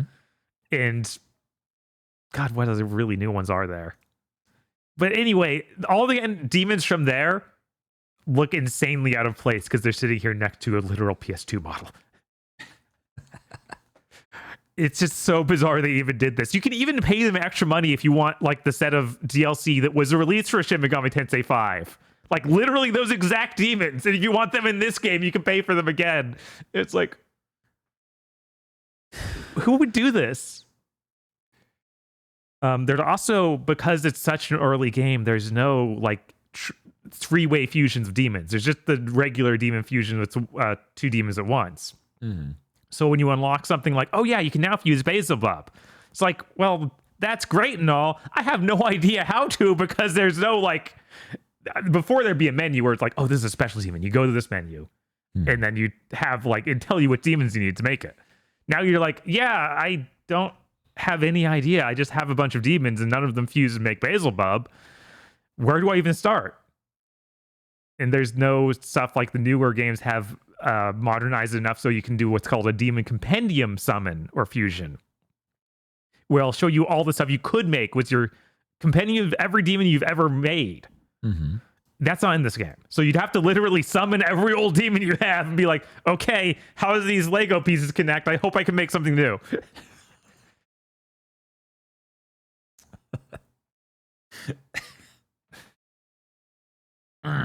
Just shove them together. Are you afraid? Are they okay? Look, their lung is supposed to be outside their body, all right? That's just how they work, and they're going to destroy you. Mm-hmm. At least it didn't take that long. I think I ended up around 22 hours, something like that. And that was a bunch of grinding. I did like a bunch of extra stuff to get to the bottom of this extra dungeon that's for leveling up, which is the most sad thing I've ever seen. It's called the Training Hall. Uh-huh. It's like a bunch of wooden decks over darkness. Imagine a grid of 9 wooden decks above just black. And there's 10 levels of that. Literally just that. There's no change between each level. It's just different monsters are in it for each different level of it. But the exact same model. And that's what got me the ability to summon Beelzebub, allegedly. Cool. You can power level really easily in this, though, because they have a thing where if you're 10 levels higher than the enemies you're attacking, they just instantly die and you get the experience. Good. So Correct. A lot of that was just me running around these different layers of the training hall, mashing square buttons so my demon would fly out and attack the demons who are flying around and just instantly kill them. Which feels good, just to be like, yeah, no, now I'm like 3 levels higher, 5 levels higher, and I don't need to think of it anymore. How's it feel? Feels good. You know how many Chuck Norris movies you could have watched with 22 hours? A lot, yeah. Probably like 10. Probably, maybe more. Probably like Probably 15. watched Octagon about 10 times. Yeah, you could do that. But yeah, that's basically what I have to say about Rido. Wait for a sale. This game should not be $50. Yeah, that's... Yeah, $50 for a PS2 game that was kind of cheap when it, like, it's $50. That means it's as much as it cost when it came out, because PS2 games were only $50. Uh-huh. Yeah. 60 didn't happen till 7th gen. Yep. Heck, that might even been released at 40 or something. I don't remember. I bought it at launch, but I can't remember how expensive it was. And it I think definitely I bought doesn't it for feel 50. It might have been 50. okay. Yeah, I think that one was 50. It's absolutely not a highlight rent title at all. Like I said last time, that they kind of run out of character models to even use. So you're just like talking to the same people. And you'd think that'd mean that they get to build up characters, but instead it's like, yeah, I've talked to this Yakuza boss like 100 times. He has almost nothing new to say. He's always just like, oh, I'll tell you about the next thing for the investigation. The reporter, who I felt like was going to be one of the main characters, she kind of disappears halfway through the game and then come back at literally the end when you need to go meet some people that you've talked to throughout the game to be like, get their hype motivation moment and have a payoff. And it's like, this isn't a payoff to anything. What's happening? It's like, yeah, right. You can do it. I've always believed in you. I'm like, Who? what are you talking Do about? I know you? And also, the whole thing is you're a detective. And I thought that was going to be like, oh yeah, you're going to do different cases and stuff throughout this game, and they'll have like a murder mystery thing, because the first few missions are. And then they drop that entirely. They just forget that's the deal. Which is really lame.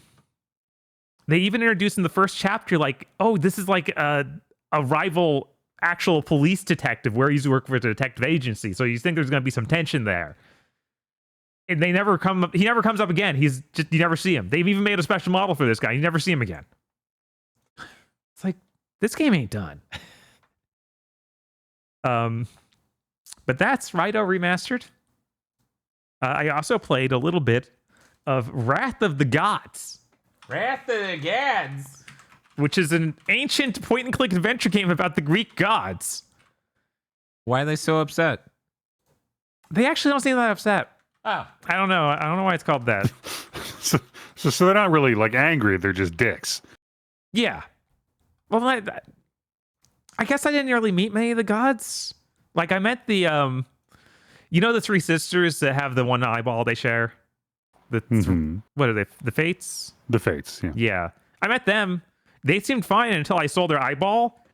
Yeah, that's most Yeah, people. they tend to not enjoy that. Yeah, and people then they don't. yelled at me, and they're like, well, okay, give the eyeball back, and we'll give you either a cool hammer or a cool bow and arrow. I'm like, I guess I'll take the bow and arrow, and then I give them the eyeball back, and they were okay with it after that. Like, they seemed totally cool with me having stolen their eyeball. Yeah, well, fucking, aren't you lucky?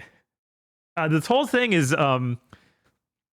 made out of photos and videos, which is incredible. It's a bunch of just real pictures of environments they've edited different Greek architecture into sometimes. And had a dude wander around in a toga in front of on green screen. Yeah, you can tell. The box art very clearly portrays that's what's happening. Yeah, this is a game I played a decent bit of the demo of when I was very young. So I wanted to actually go play the full game. You can just play this like they put it on. Somebody put it into just playing in the web browser. Okay, cool. So you can just easily Awesome. boot it up. It even saves your state if you close it. So I was able to come back a few times. Oh, this is fantastic. These are literally modern photos of Greece. Yeah. So a lot of the architecture is in ruin. It's just that's what Greece looked like. That's how it's always been. Turns out it was real shit. Yeah, I guess. It's even funnier when it's not that, and it's like this is just the bare rock side of a mountain or something, and they've horribly edited in two stone pillars with the words Hades above them. You can just walk in. Jesus fucking Christ. Like, this is insane. And then I walk in, get like a mallet, walk back out, and they're like, okay, well, you can leave now. I didn't even meet anyone in there. Yeah. Yeah, it's just Hades was pretty empty, huh? Hades was just an empty cave with a hammer in it. That's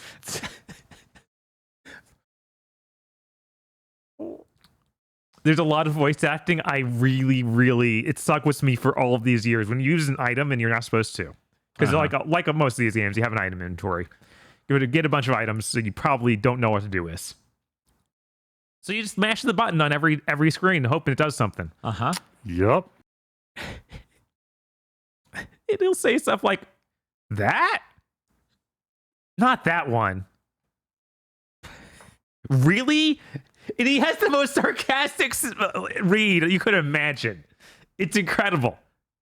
We need to bring this type of game back. We do. Oh man, I found a chimera, and this game is not killing me. It's not killed me even once yet, which I fully expected it to do. Because there's so many situations where you'd think it would, like when I meet the chimera and don't know what to do with him. So he's just the chimera. Okay, you walk into the screen. Okay, you talk to a dude. The dude's like, "Oh my god, the chimera is coming!" and runs off screen. Okay, yeah. Then the chimera, like, slowly walks up the edge of a mountain in the background. Gets up on the ledge of it and looks at you. And that's it. You can walk off screen again. I feel like there's a little bit of divide between the performances the actors are putting in and the actions of the game. Yes. Look, they were impressed with themselves for having animated this chimera. He looked great. I bet. Probably a sock puppet or something. I don't know. Some fucking sock puppet chimera comes up over the mountain. I'd be terrified too. Yeah. I don't want to see what's at the other end of that hand. Fuck. It's probably massive. I'm trying to think if there's anything else to say about this game other than you should go play it. This is comedy gold. And I think it knows it is. Like it does not feel like it's taking itself seriously for a second. The first thing you run into, because the whole story is your parents abandon you, and you get raised by that half horse, half man dude who a centaur. It's a centaur, but he's like specifically, I think, the one who shows up in Hercules, like trains Hercules. Oh shit.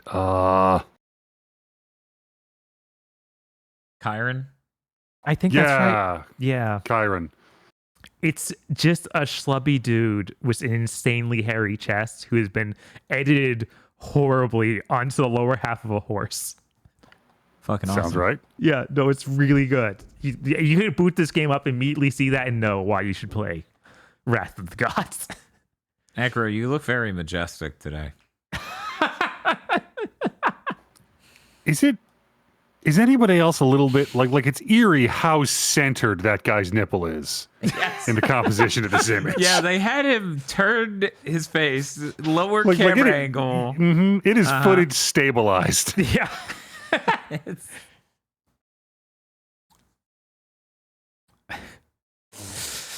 Yeah, they went in a post and they were like, track this nipple throughout the scene in 3D. But yeah, between the opening of you being a baby and Karin raises you and then lets you go out into the world, he's like, you'll need these. He gives you like 2 gems. And I think that's it. And he's like, yeah, you're on your own, kid. Like, thanks. What is this? Yeah. What else have you been playing? That's really it. Oh, okay.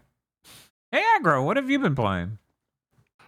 I sort of picked up on a whim to noodle around with it, and then spent the rest of the week playing the VR version of the Resident Evil 4 remake. Huh.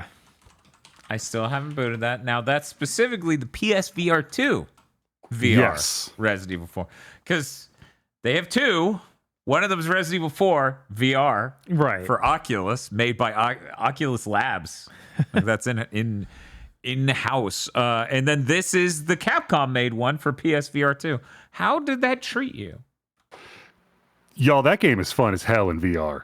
Yeah, I bet. One of the most interesting things that happens is all of the combat automatically rebalances in interesting ways. For instance, because you're in VR instead of a third person, getting surrounded is now a lot easier to stumble into and a lot more of a fucking problem. Then again, because you're in VR, you have slow Resident Evil enemies moving up to you, and you can just sort of lazily cant your arm forward and cap them twice in the kneecap to set up the melee move. Being able to use your pistol to shoot around corners is, as with all VR combat, amazing. getting the laser sight on the pistol feels like a fucking cheat code in VR. It sure fucking does. You can also, hold the pistol in one hand and keep your knife out in the other and move, gesture it vaguely toward oncoming projectiles and melee attacks to parry them. Absolutely. Basically, holding your knife hand out and wiggling it makes you chainsaw proof. Oh my god. That's awesome. You get, your gear is floating in the air in front of you, like your chest is 6 to 10 inches in front of your actual chest. Mm-hmm. So you look down and you'll see a grenade on your shoulder, your knife sheath on your other shoulder, an ammo pouch, and your pistol floating out in front of you. But you've also got slots behind each shoulder and farther back on your hips. Okay. So you're placing your weapons wherever you want them, but you have to remember, if you place your rifle on your left hip, you're going to have to pull it out and either shoot it left-handed or switch hands with it. Yep. That's always a cool thing to keep track of. Mm-hmm. I got the deluxe edition of it whenever I bought it because it was on sale back then. So I got the Skull Shaker shotgun, which is a lever-action, mare's-legged over-under shotgun, which... When I got it in the original game, I'm like, why would I want this? Yes, it's less space, but it's also less powerful and has less capacity, and why, the regular shotgun's great. Why would I change it? In VR, you can just have that in your left hand, along with your pistol. And you can shake the hand that's holding it to do the Terminator 2 lever roll reload. Oh, that's fucking good. I cannot express to you how fucking cool it is in Resident Evil 4 in the face of an oncoming chainsaw guy or dude with a bull head to reach a hand over each shoulder simultaneously, come out with 2 shotguns, and just end their fucking day. Although that really works with the Skull Shaker and not the regular shotgun because you have to pump the regular shotgun. Which you can, if you want to waste the time doing it, fire a shotgun shell with that, let go of the handle, and do the free hand on the pump handle shake reload. Oh yeah, my God. To wreck the thing. Yeah, I've done that in a tactical shooter in VR before. It's a lot of fun. Isn't that something else in Terminator 2? I mean, yeah, I think he does that in Terminator 2, yeah. This is There's a lot of Terminator 2 in Resident Evil 4. You can turn off all of the manual reloads, but, I mean, why would you want to? It's so fun. Although that does lead to situations where, when, as previously stated, you get surrounded because you can't see to the side or behind you. My pistol runs out of ammo. I'm holding the knife, and my brain locks up because now... I'm so used to hitting a button to reload, I can't make my hand let go of the knife to grab the ammo from my stomach pouch. Because my mind is in we need to act now mode, and letting go of the knife reads like lesser readiness.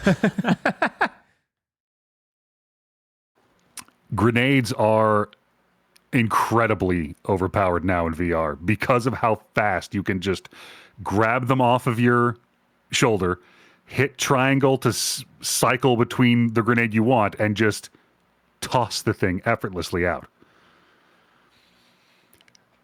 The downside, though, is because there's no manipulation like with the guns. You don't pull the grenade and then pull the pin. You just pull the grenade off your shoulder, and once you let it go, the grenade is live. So if you're, say, trying to do something else and accidentally grab the grenade off of your chest and don't put it all the way back in the put it away slot, you drop it at your feet and maybe don't notice until it goes off.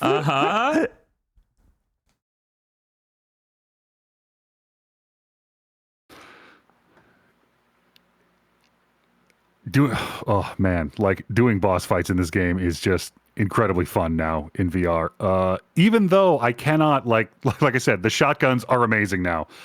I cannot hit shit with the rifle anymore. Because I've got to, hold my hands out in empty space, and it's the front hand that's steadying it. And with little wiggle, fuck. Yeah. Trying to hold that steady while actuating the heavy-ass PSVR 2 trigger is not inducive to sniping. It's okay. Just bring your knee up into the air to steady your other hand and do like this. Oh, let me recline. Actuating the bolt thrower is it's a chore now. Like you pull the thing out, you actually grab the little lever tail on the back and rack that down manually to cock it. You also have to grab it's basically a slide on top and push it in to mount a mine on the bolt. Oh, interesting. And then okay. pull it out to, go back to a regular bolt. Doing that under time pressure is difficult. Oh, yeah. Yeah, no, that got me killed for the first time in that game.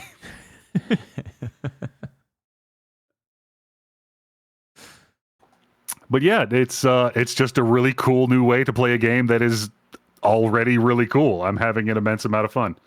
Dope. Doing the boat segment on the lake in VR is real good. Because you're reaching down to a pile of infinite harpoons, picking them up with the grab button, holding the other trigger to give you the throw arc, and you don't even have to throw it, you just let it go and it sails out. Oh. So you are cartoonishly hucking harpoon after harpoon for minimal effort. What the fuck? That's like if to throw a grenade, you just used your left hand to activate the throw arc, and then you just held it up and it floated. You can do that. You can turn on that option. Just hold it out like a magic rock. Peasant railgun ass mechanics. Yeah, the way combat just automatically rebalanced which things are more optimal because of the new way you interact with it is fascinating. And I can't wait to see how some of the later sections go. Like, whatever those blind fuckers are called, that's going to be really interesting to see how that goes. I'm just imagining seeing those in VR and... I'm sure that game has bespoke, explicit PS5 Pro support. I'm sure Sony really cared to add that to Resident Evil 4 and got Capcom on top of that. Yeah, Capcom didn't have anything else going on, right? They haven't released any important games since Resident Evil 4, right? They definitely haven't released any games that are still unoptimized since then. My God.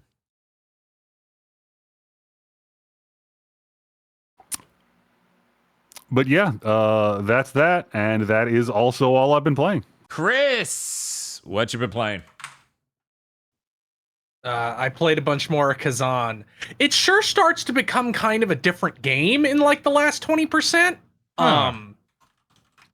For one, bosses move from big Dark Souls monsters to like characters that stagger like a normal enemy would. Like they can break out of the stagger, but it started to remind me a lot of the new God of Wars, where how you could extend your combo by linking all these abilities together. But once your combo was done, the enemy would escape the stagger and would go back and do an attack. So it started to feel like that, like I'm using the spear, so I'll do my spear combo. And then the third hit of the spear combo gives me this after image buff, which, thinking about it, is that a thing in Ragnarok that the spear can do? It gives you like wind slashes under certain conditions? I don't remember that that. No, yeah, I remember throwing them a bunch and detonating them. Yeah. But you do that, and then I have this armor set, this late game armor set, that gives me a new move. And the new move is if I attack after so there's this, I have this meter move, this it uses your spirit pips. Where it's like a big twirl and you hit him with the spear. And this move has all kinds of like mechanics associated with it. It's like, well, at first you can only do it after a different spirit move. And then once you upgrade it a little bit, you regain spirit when it hits. And then when you upgrade it again, now you can use it after any other attack.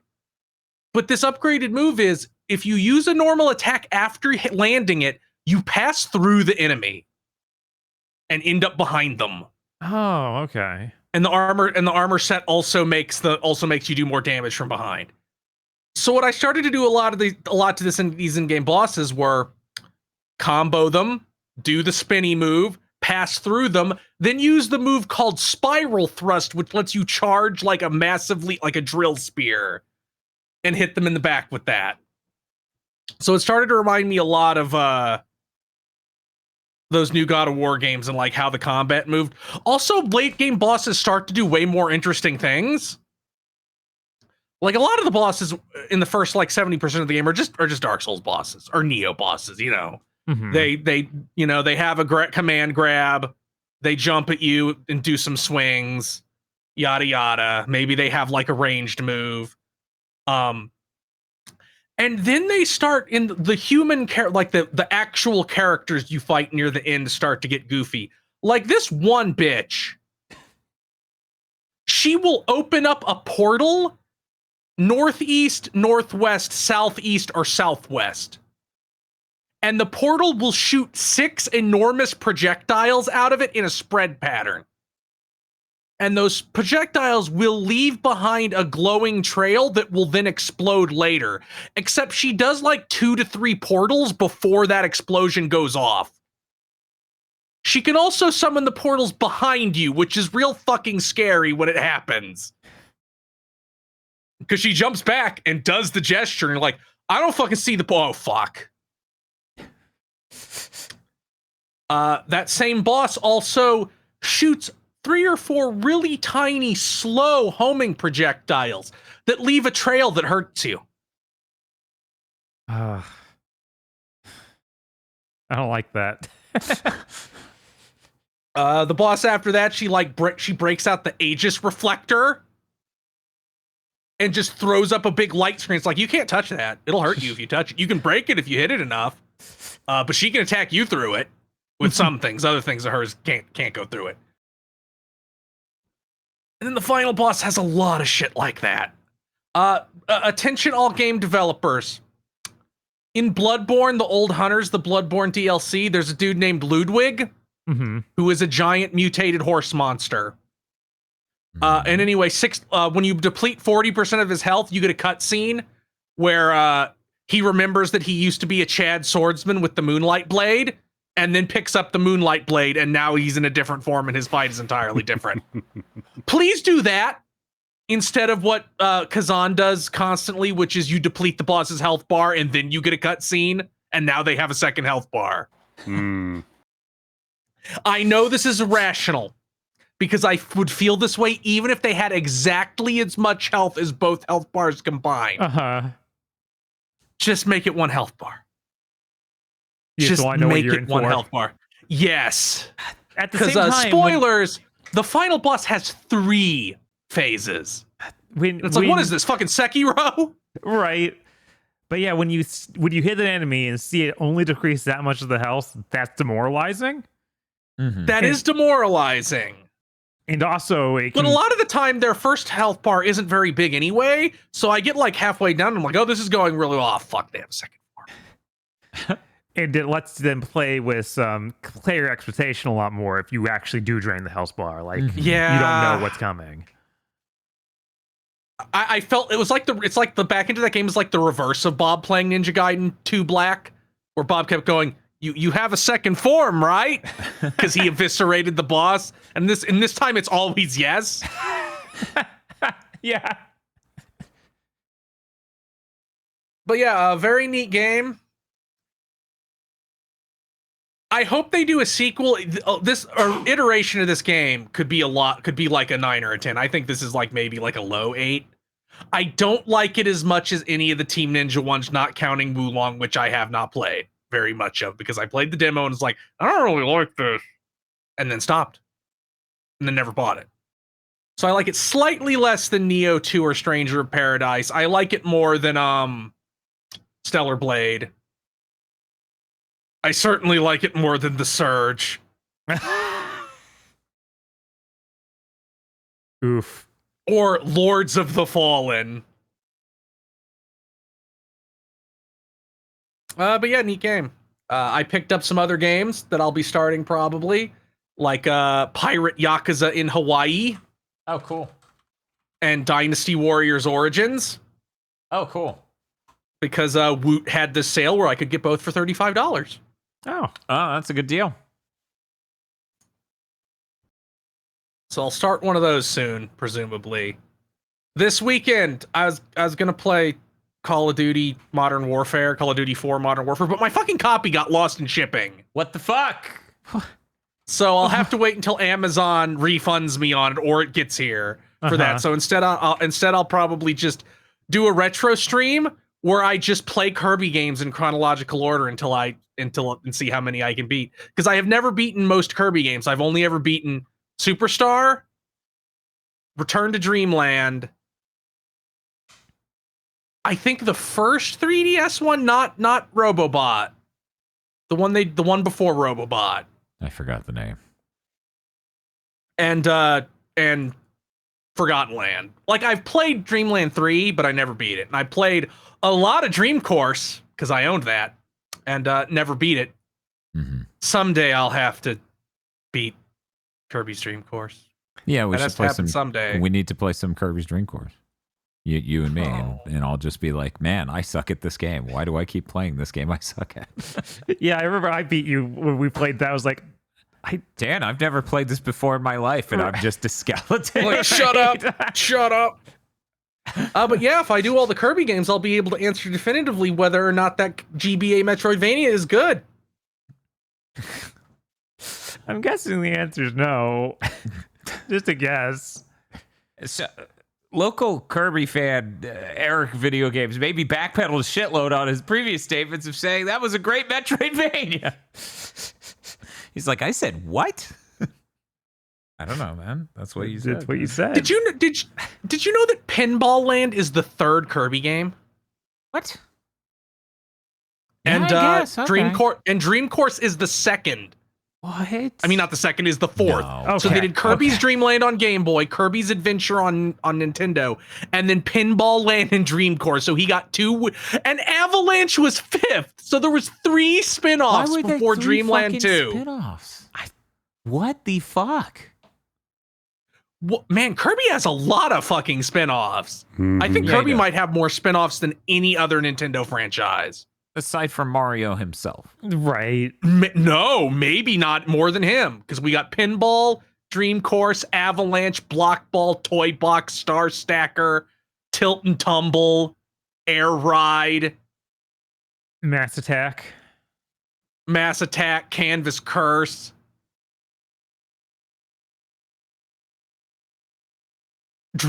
Epic Yarn.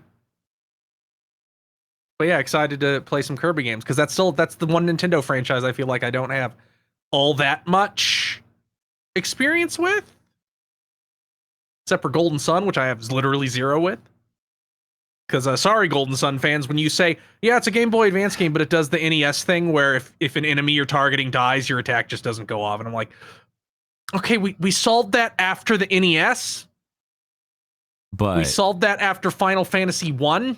but our RPG not doing that itself was a choice. And I'm like, well, Camelot, I don't like your choices. Yeah, it's like this is harder. Yeah, yeah, but- because it sucks. Well, yeah, like I always found it to be an interesting choice in Before I managing damage. before I play Golden Sun, I have to beat Beyond the Beyond because that's also Of Camelot. course. And then Chris and I will do the Beyond spoiler cast where he'll go, You I know use the what? fast forward Sure. button. What are you, stupid? Yes, that is indeed how that would begin. It'd be like, yeah, the fucking retro achievements let me use it, so it's valid. Is that they get to dictate the terms of all legitimacy for the rest of time? Yes. Fair enough. But yeah, I think Golden Sun's really the main thing it has going for is the music's incredible and it just looks crazy for a GBA game.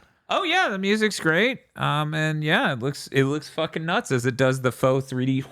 And it's like, whoa, this is like amazing, and this music's so good. I hope this guy makes it into Smash. And they're like, he'll kind of make it into Smash. Oh, we need to talk about the podcast that came out on Monday. and how old the viewers are. You're so fucking old. Do you like panty and stocking? You're old. Get in the fucking coffin. But subscribe to our Patreon first. If you thought stocking was hot when you were in high school, you're now 30. Oh no! Yeah. Anyway, so we did it. We hit boomers on panty and stocking because you deserve to hear that you're old. Mm-hmm. Chat, you deserve that. That's it. So. Anyway, that was fun to finally watch. Man, as someone who doesn't like certain humors that are presented in the first episode, I sure would have just bounced off it immediately and then gone, I'm good. Yep. I almost did that, but it's the Gynax. I couldn't. Yeah, I sure, like, I'm sorry if this makes me no fun, but I sure would kind of like panty and stocking more if there was less fluid. Yeah. Too much reishi for Chris Wolfhard. We forgot to make that joke during the podcast. I can you know what? I can handle the reishi. I can't handle the shit. Where does the mucus land on this scale? Was the mucus episode about with the shit? Yeah, same. Yeah. The new show did start airing. They fully recast it for the US dub, but the Japanese dub still has the Japanese voice actors from back then. So I might just listen to it like that. Although I do want to watch a few more episodes in English because Christina V is the new stocking. Oh, that's good. Damn, that's good. Fuck. Shit. I was also thinking, I'd like to hear it in Japanese, but now Christina V's. All right.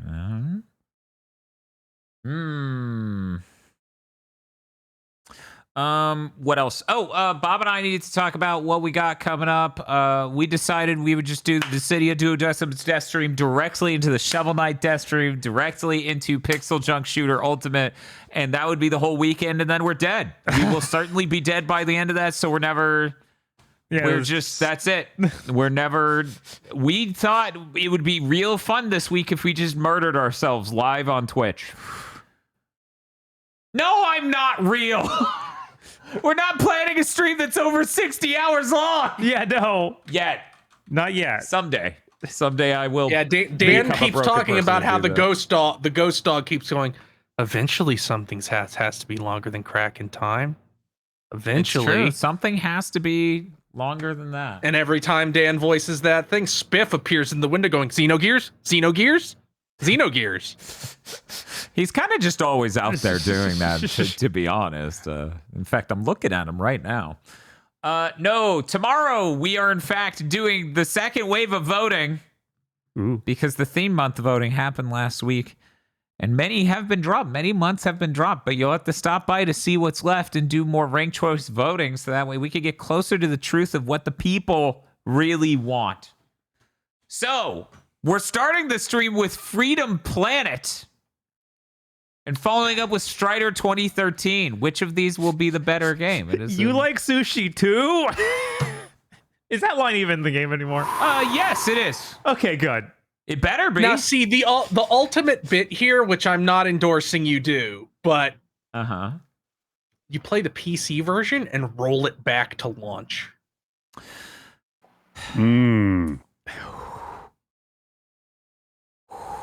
I would like the tiny puppy dogs animations to be done, though, is the thing. Damn. It really blew my mind when it was like, oh, the game over animation is just clearly not done because it's popping between different levels of production level versus final. Like her animation of getting up and running away popped between 3 different levels of fidelity. I'm like, oh shit, this is like not ready yet. Yeah, but then you'll miss out on the torture scene. I don't think they ever took out the torture scene. I'm pretty sure that's still in there because every time someone was like, hey, no, they did. I mean, yeah, they did not take that out. I remember it from when I streamed. For some reason, that's the thing we gotta keep. Yeah, I think this will be the first time I get to see what the rebalanced final boss is without the instant kills constantly. Yeah, I'm curious about that. I mean, he still has that move. He just doesn't break it out constantly. He doesn't instantly parry you and then do it in a way that's impossible for you to dodge. And he also uses it, I've heard from people, a third as much, maybe, if even that much. I didn't know he had another move. That's fair. Man, I hate that motherfucker so much. Not because of his boss fight. He just looks like shit. You were cooking nothing, Galaxy Trail. I'm sorry. Oh, you did a lot better in Freedom Planet 2, but in fucking that dude, you were preparing nothing. One moment. We have someone in chat who's like, they actually didn't change any of the cringe moments. It was basically just completing Mila. They cut entire plot threads. What the fuck are you talking about? My review no longer makes sense because I'm referencing shit that was cut in later patches. Remember how there's an energy crisis? No, what are you talking about? Also, you were thieves at the beginning of the game? I think that's still in there. No, I think first off, the very first cutscene, if I remember correctly, is cut. And then they cut dialogue from the first real cutscene that's in there now. They changed an absolute shitload of that game's plot. Now, could they have changed more? I would argue yes. Maybe cut out a scene involving sushi. God, I'm looking at this motherfucker's art, and I hate him so much. What? Whose art? It's the boss. The villain of Freedom Planet. The villain of Freedom Planet, Lord Brevin. Yeah, I don't understand. What's with this Lord Brevin hate? Maybe when chat comes out to see the stream, they'll be like, I love Lord Brevin. I don't, you fused Sigma with a green alien with Robotnik's mustache. Yeah, no, overtly, that is what was done. I don't understand. I hate him. He looks like shit. Yeah, he is just like a knockoff, like, villain of the week from TMNT. It's like this dude would show up in one episode of Bucky O'Hare and get like bullseyed between the eyes at the end. Yup.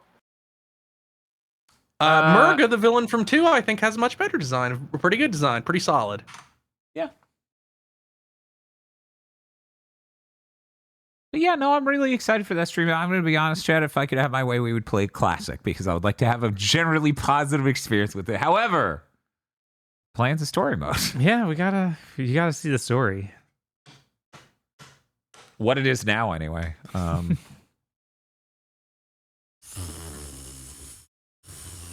Only cowards play Classic. Only people who want to have fun and play a game in a style that it probably should have had would play Classic.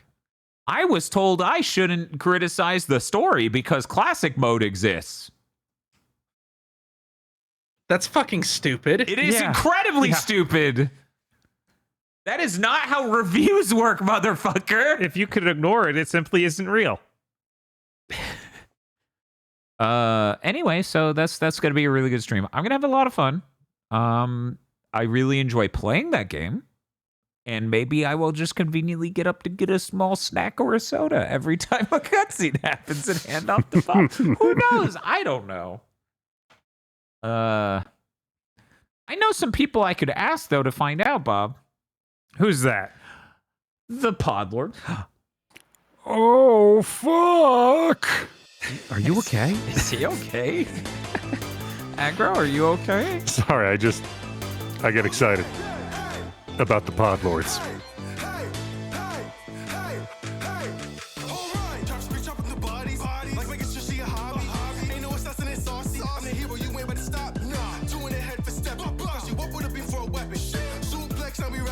When's my No More Heroes 3 stream? I want to play No More Heroes.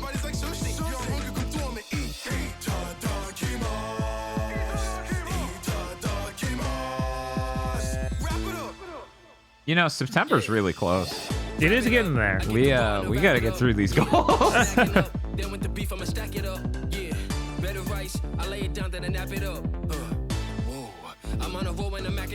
can't be that many left. Yeah, just don't count it per hour. No, just look at the base number. Chat, we're having a debate internally whether or not the Shovel Knight complete playthrough stream will take 24 hours. I think it's gonna happen. Anyways, none of that's important. The only thing that's important right now is the Podlords. just like slightly zoomed in for some reason. I hate computers. Me and computers, we ain't talking. Why are you like this, bro? Radiohead had it wrong. It's not okay, computer. It's not okay, computer. Yes, that's right. The Podlords. Podlords such as BN12, Red Blaze 27, Suzu Shiro, Rado, Wonderful, Remastered, WTF Spider-Man. First time watching Sony E3 2006 in full, and why didn't, now that's what I call a duck, get more traction. Okay, first off, everyone loves Eye of Judgment. Hell yeah. Secondly, everyone loves Super Rub-a-Dub, the downloadable PlayStation Network game. Incredible. We gotta go back. Bob, we gotta stream that. It's a Absolutely. better time.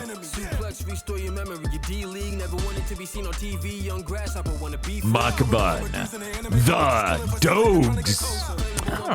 Ooh. It's a very good picture. Chris C. AI Juicifrost chatbot that answers all your queries by yapping about old game handhelds. That's better than what a lot of chatbots start yapping about. True. Cooper Tank. Couldn't think of a bit this week, so once again gotta shill the 100-line Last Defense Academy. Yeah, I gotta go into that to fill out every single category in Game of the Year almost assuredly. Indigo Sykes. 40-plus DuckTales appreciator Gaijin.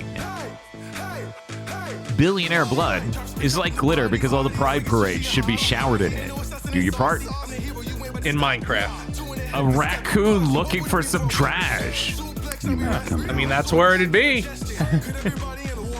Sarah Lean. Timothy Pfister. The Hard M. Yup. Now, not criticism, but light criticism. In the future, erase some of Phil's head and pull the hair down more, because right now he just looks like fucking Neocortex. It gives it like a Guile flat top sort of look.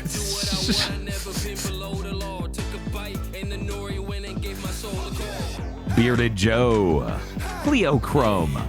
Loving the newest Grand Blue unit. Perfect choice for the first of the new Bridal series. That just looks like Calamarici. No, it's fine. I didn't think the Big Ting Dimension would be Chinese. What does this obtuse mean? What? Yeah, I mean, I said that thing about the new about it's a great century. I just didn't think it'd be Chinese, but I don't see how that applies to us yet. Like, none of us have gotten sucked into some Chinese game that's taken over our lives.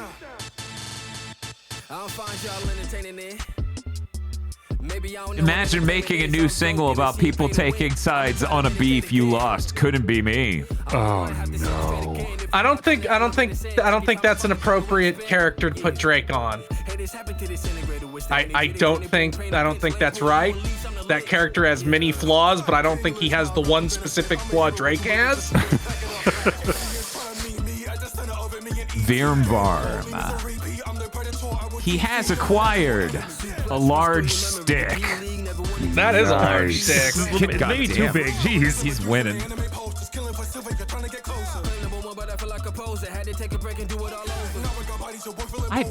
Scatchatch? Scathatch? Scat? Couldn't tell you. There's an accent mark over a vowel, and they're holding a spear, so it might be Gaelic. I think it's Skahak. Dahaka?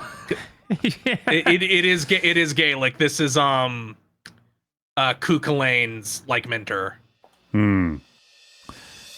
Different dimension. Savant Copernicus. I'm gonna be honest. Oh my. Thought it was Rayquaza. 1 second. I thought it was Rayquaza. Yeah, it took a while for me to find the face. Yeah, it's in there. Rayquaza forma del Astrolabe. Dr. Agro asked for this. Oh no. What is this? What have I been turned into? Get visioned, bitch! Oh no, that is Vision. Oh my god. Don't want to ever see this again. Being honest, I can do without this. I really enjoy being barely morally culpable for this. My Blu-ray, ye a pet ye and stocking looks weird. Oh man, you went fucking hard on that. Right? This will probably be an episode of the new season. Quality. Turn them into Transformers. Right? Cryptid bird. Hikaropu? Digital Basic. For him. Yeah. Yo, Nice. it's just like old shit. Wait. Are they a horse? Oh my god. And Vada Huff. Thank you very much to our pod lord. Thank you, Pod Thank you, Lords. Pod Lords. Thank you, And if you'd like to become a Pod Lord, you can go to our Patreon at patreon.com/gbpodcasts. For as little as $5 a month, you get many benefits such as early access to Chugging Bleach and other shows that may in some form exist. You're going to get real early access for Chugging Bleach, considering what they announced this week. You get extended content for other shows we do, such as Armchair Devs and Gamer Renditions, when we do such shows. So the content exists to be given to you. You get a patron-funded show one a month, either a good show that is private and patrons get to vote on what good thing we watched, or a show about a bad thing that is public and patrons get a commentary track. Such as example, Birdemic, a movie that no one should ever watch. That's true. Preach. If you are a member of our Patreon, please listen to the commentary track wherein I think I go, "Where are the fucking birds?" like 8 times. You also get an entire movie called Isolation 119. This is a full feature-length film that is better than both Birdemic and The Room. God, yeah. And at least one Neil Breen movie. At minimum, yeah. And at least 3 X-Men movies. You know At what? least Yeah. 3. Yeah. Isolation 119's delightful. And many other benefits. That's patreon.com/gbpodcast. And if you don't have any money, it always helps immensely to tell your friends. Spread the word. Rate us on Thursdays. Rate us with a T on your podcasting app of choice. Repost us on Blue Sky and other such things. Gas us up on Reddit until you get banned, because every subreddit has some bizarre rule about promotion. And stuff like that. Patreon.com/gbpodcasts. It's all good news this week, right? Is it ever? No. Seemed a little different there for a second. No idea what you're talking about. Industry burning down segment, go. Music? Can we? There we go. So, Krafton, the Korean publisher, I believe they are Korean, has fucked over Subnautica 2. Subnautica 2, sequel to very successful game Subnautica 1. They promised the team huge bonuses if certain revenue goals were hit in 2025. Then they delayed Subnautica 2. They promised that has, for reasons that have nothing to do with this deal, that would have put them on the hook for $250 million in bonuses. The game was going to be early access anyway, so all the publishers' excuses about it not having enough content and not being ready sure don't make any fucking sense. By the way, they own Tango Gameworks now. Yep.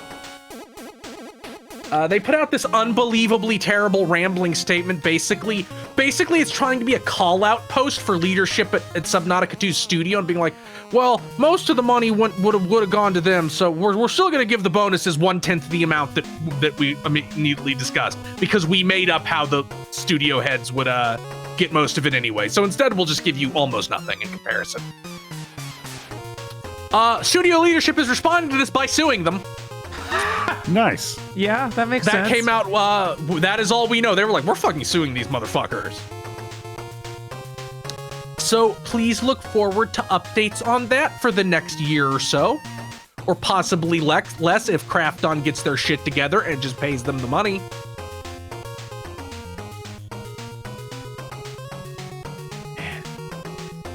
What a bizarre thing.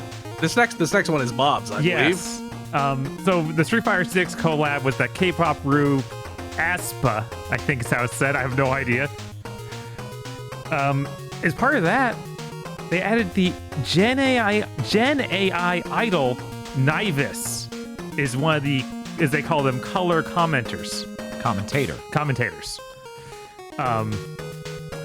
So yeah, that sucks. It's nowhere near what we normally cover in this segment, but still, they've added a Gen AI creature to this game, which I actually had to go figure out how to use this because it's not a normal commentator. You like select a real commentator, and then you select the second one that has much fewer voice lines called the color commentator, who will just yell random things during the match. And I believe that the one picture they have for her is Gen AI made. And because I think every single piece of artwork around her is. And she just has a horrible fake sounding voice. But you can choose any language for it. It's got like English, Korean, and Japanese. I think one more. Can't remember what though. Cool. Yeah. Neat. Yeah, it sucks. Thanks. I think that they're leaving in a month, so hopefully when the rest of this collab ends, hopefully. Ugh. And that's it for industry burning down news this week. That was weird. That was so short. Yeah, it's almost like last week it was just such a huge explosion that nothing happened this week. Yeah, it's like, we can't really get worse than that. Hey, Aggro. Yes. Let's talk about your news. So speaking of everything exploding last week, it may not be quite as bad as previously reported for a very small selection of people. Romero Games is putting out statements that they are, in fact, not dead, that they are not closed, that yes, they lost all their funding. Their publisher pulled out. They can't say who it is. But they are, let's see, we've been contacted by several publishers interested in helping us bring the game across the finish line, and we're currently evaluating those opportunities. Might be a stall tactic, might be real. Romero Games may yet survive. Yeah, I mean, most publishers really love a game that's almost completely fucking done that someone else dropped for no rational reason. Yes. That used to be Microsoft's MO of just rolling up to a game that's almost done and buying it until they couldn't even muster doing that anymore. Yeah, remember Bleeding Edge and Grounded? Uh-huh. I can't believe they fucking canned this. Yeah. Like it must have been almost done. They could have, like, rounding error. Yeah, there's no way that Romero's game this studio wasn't was using even a lot of this money. wasn't even a studio that they owned. It was like a fucking contract. It's literally just send money, have one person check progress. Yeah, no, and I've already had to listen to people be like, well, you know, Phil's job's tough. He has to cut a certain amount of jobs, and he just has to figure out how to do that in his organization. It's not easy. And I'm just like, can you stop assuming that someone in a position of power earned their way there and is currently why any good thing has happened? Because ever since Phil got put in charge, it has been nothing but downhill. Mm-hmm. Please, it is 2025. Stop implying Phil Spencer is competent. Stop implying that the most powerful people in the world are powerless because otherwise you would have to confront they did things you can't approve of. Yeah. To a much lesser Can we extent, stop that? To a much lesser extent, please stop saying that his job is hard. It's not. He literally can't fuck up enough to lose it. Literally no CEO's job is hard. Mm-hmm. When CEOs post about their 80-hour work weeks, that there's a reason that 30 of them are always miscellaneous, and 20 of them are business meals. Yep. Let's go to Chris. Hey, Chris. Hey. How's it going? So the SAG-AFTRA voice actor strike has ended. Despite like 3 prior times these studios saying this is the final offer, we're not giving you a better offer than this. Stop. And despite some of the maybe some of the more well-off voice actors who perhaps had less to lose from bad contract, saying let's just stop and go back to work. They held the line and they got everything they fucking wanted. Good. Thank God. Yup. They got all the AI protections they wanted, which frankly I still don't think go far enough, but I don't think that you should even be allowed to give a company approval to recreate your voice with an AI, because inevitably some dickhead's going to take a lot of jobs by just farming himself out that way. Can't wait to hear AI Vic in some game under a pseudonym. Jesus.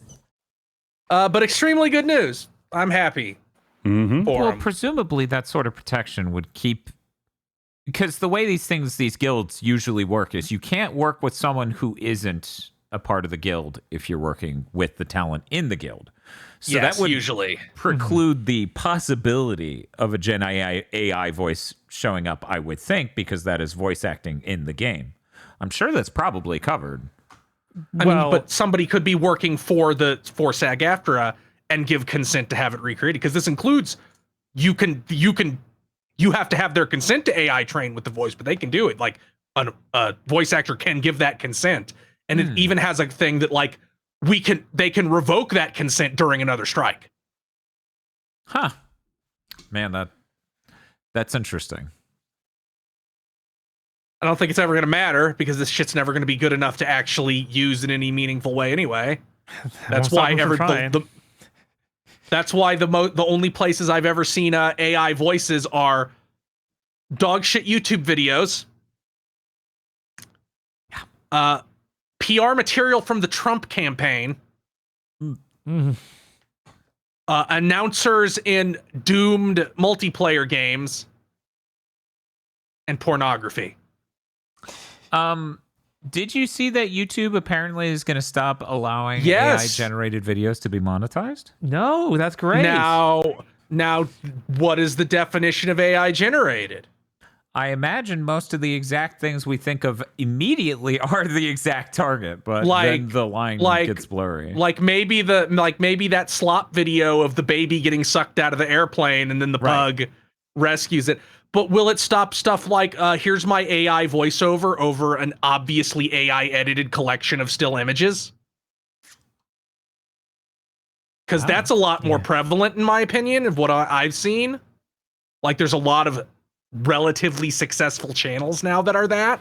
Yeah, it's going to be really exciting to see whether this is a complete bluff and they just do fucking nothing, or completely go the other way and destroy a lot like channels. I mean, YouTube loves demonetizing people. I don't think there's any fear that of them not demonetizing AI videos. Like they have no reason to give those people money. But yeah, that's kind of all I have this week. Nothing really happened. Bob? Yeah, I picked up the rest of these smaller stories. The director of the canceled Last of Us online game, Vinit Agarwal. is moving to Japan to form a new game studio.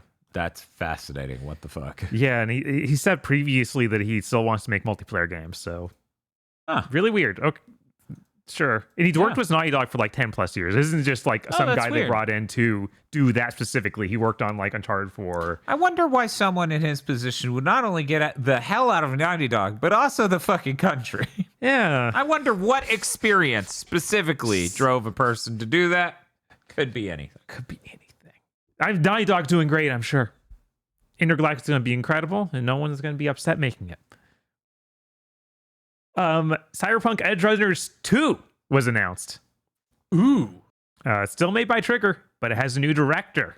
Kai Ikarashi, this is his directorial debut, but he has worked as key animator on basically everything Trigger's made, and he also did Bocchi the Rock and Mob Psycho. So hopefully this is good. I don't know. I'm looking forward to seeing Rebecca back at it again. I mean, the trailer only says spoilers. Spoilers. David's dead. Oh. And then it moves on to all these new characters that they show in silhouette. So who knows? Maybe anything's possible, I guess. She's so strong. She is so strong. The Stop Killing Games initiative has reached 1 million signatures. This is going through that European thing they did. European Union, it got 1 million signatures over there. The whole thing with it is that some of the signatures may have been falsified. So there's a concern that they need more than 1 million because they go to check that when they go to hear this out.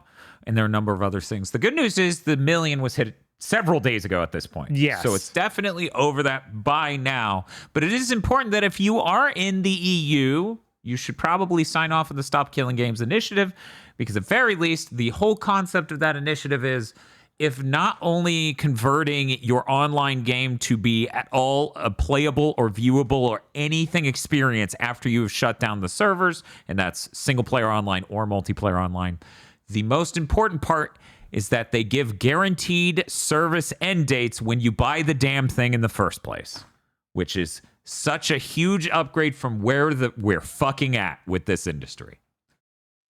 Yeah. Yeah, I mean, this last week we covered Anthem. You shutdown. should bare minimum have to have a date where it's like, we will support this game from this date. Uh-huh. Yeah. It That should is a have to reasonable say thing. it on the box. When you pay a subscription to a service, they don't go, I don't know, whenever. You know if it's a month, a year, whatever. So Did you hear that that Pirate Software quit the dev he was working for? Because he was working for the Rivals of Aether 2 devs. Uh-huh. Oh, I did not know I didn't that. know that. Yeah. And people were maybe review bombing their games.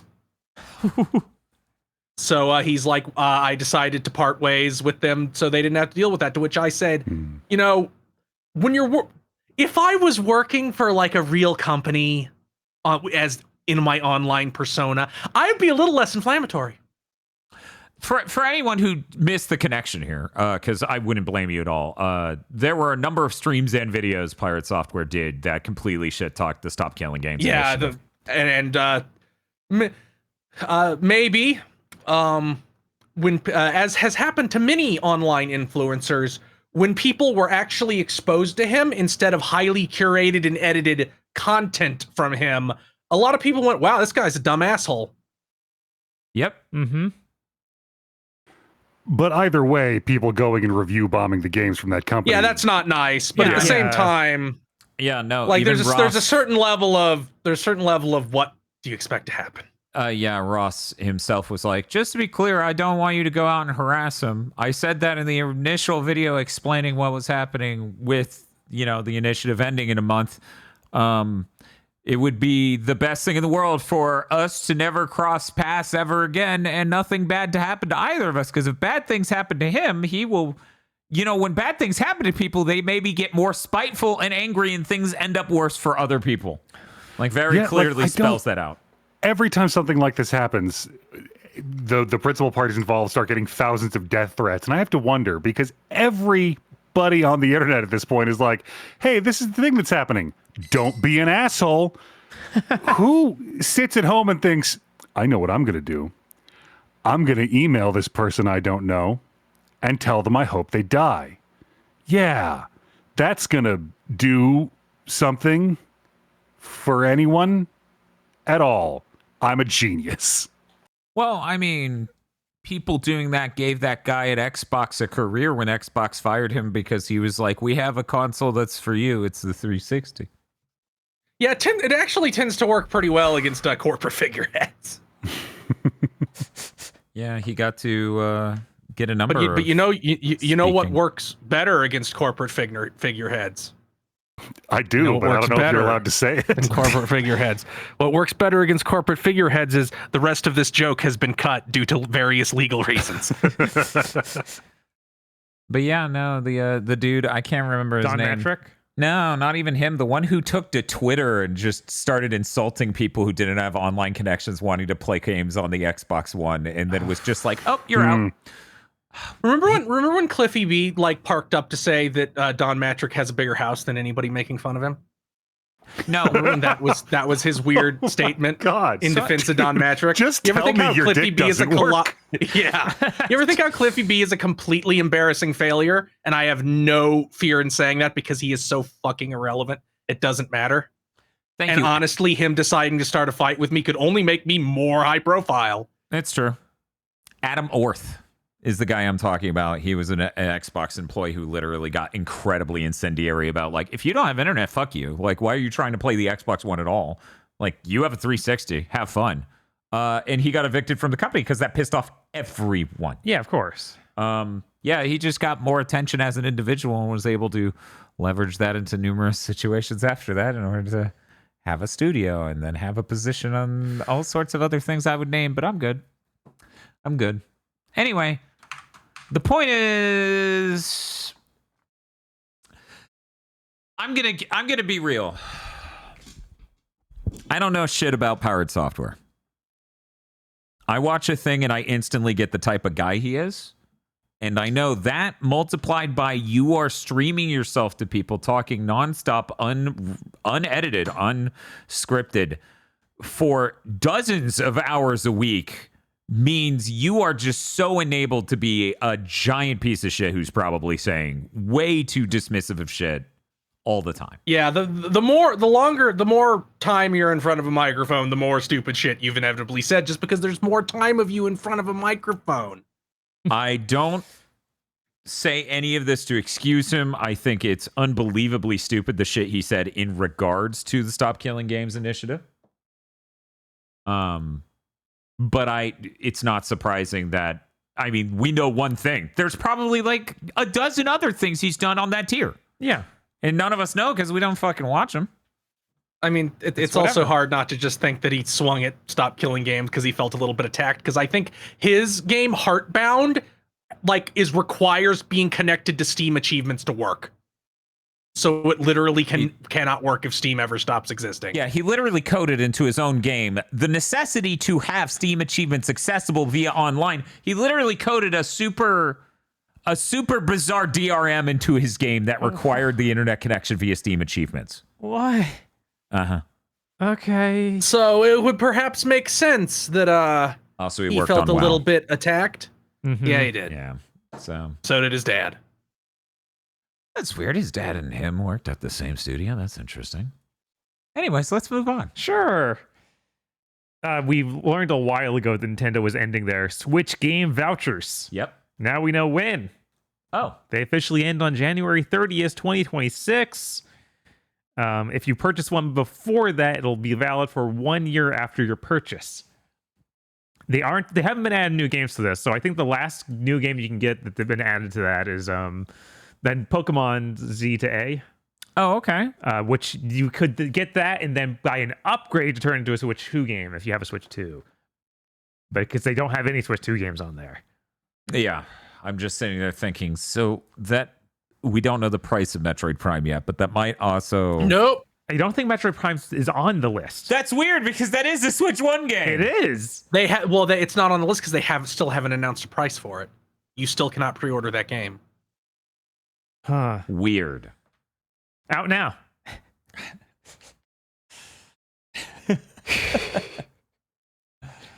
And I got one. Do we have a date for it? No, I don't thought- think so. Wow. We really need that summer show from Nintendo that allegedly is happening in July. Oh, it's supposed to be this month, yeah. I guess we're still pretty early in July. I bet that we'll hear something about that coming up probably at the start of next week or the week after. It's got to be getting close. Let's see. In chat, I see, dude, if Metroid is $80, it would be so bad. You better start to learn $80, chat.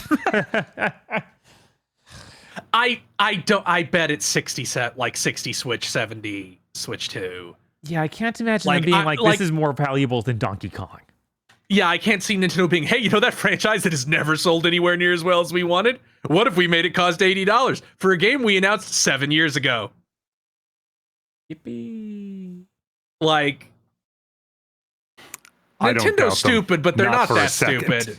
I do. I'm not going to speculate. I wouldn't be surprised either way.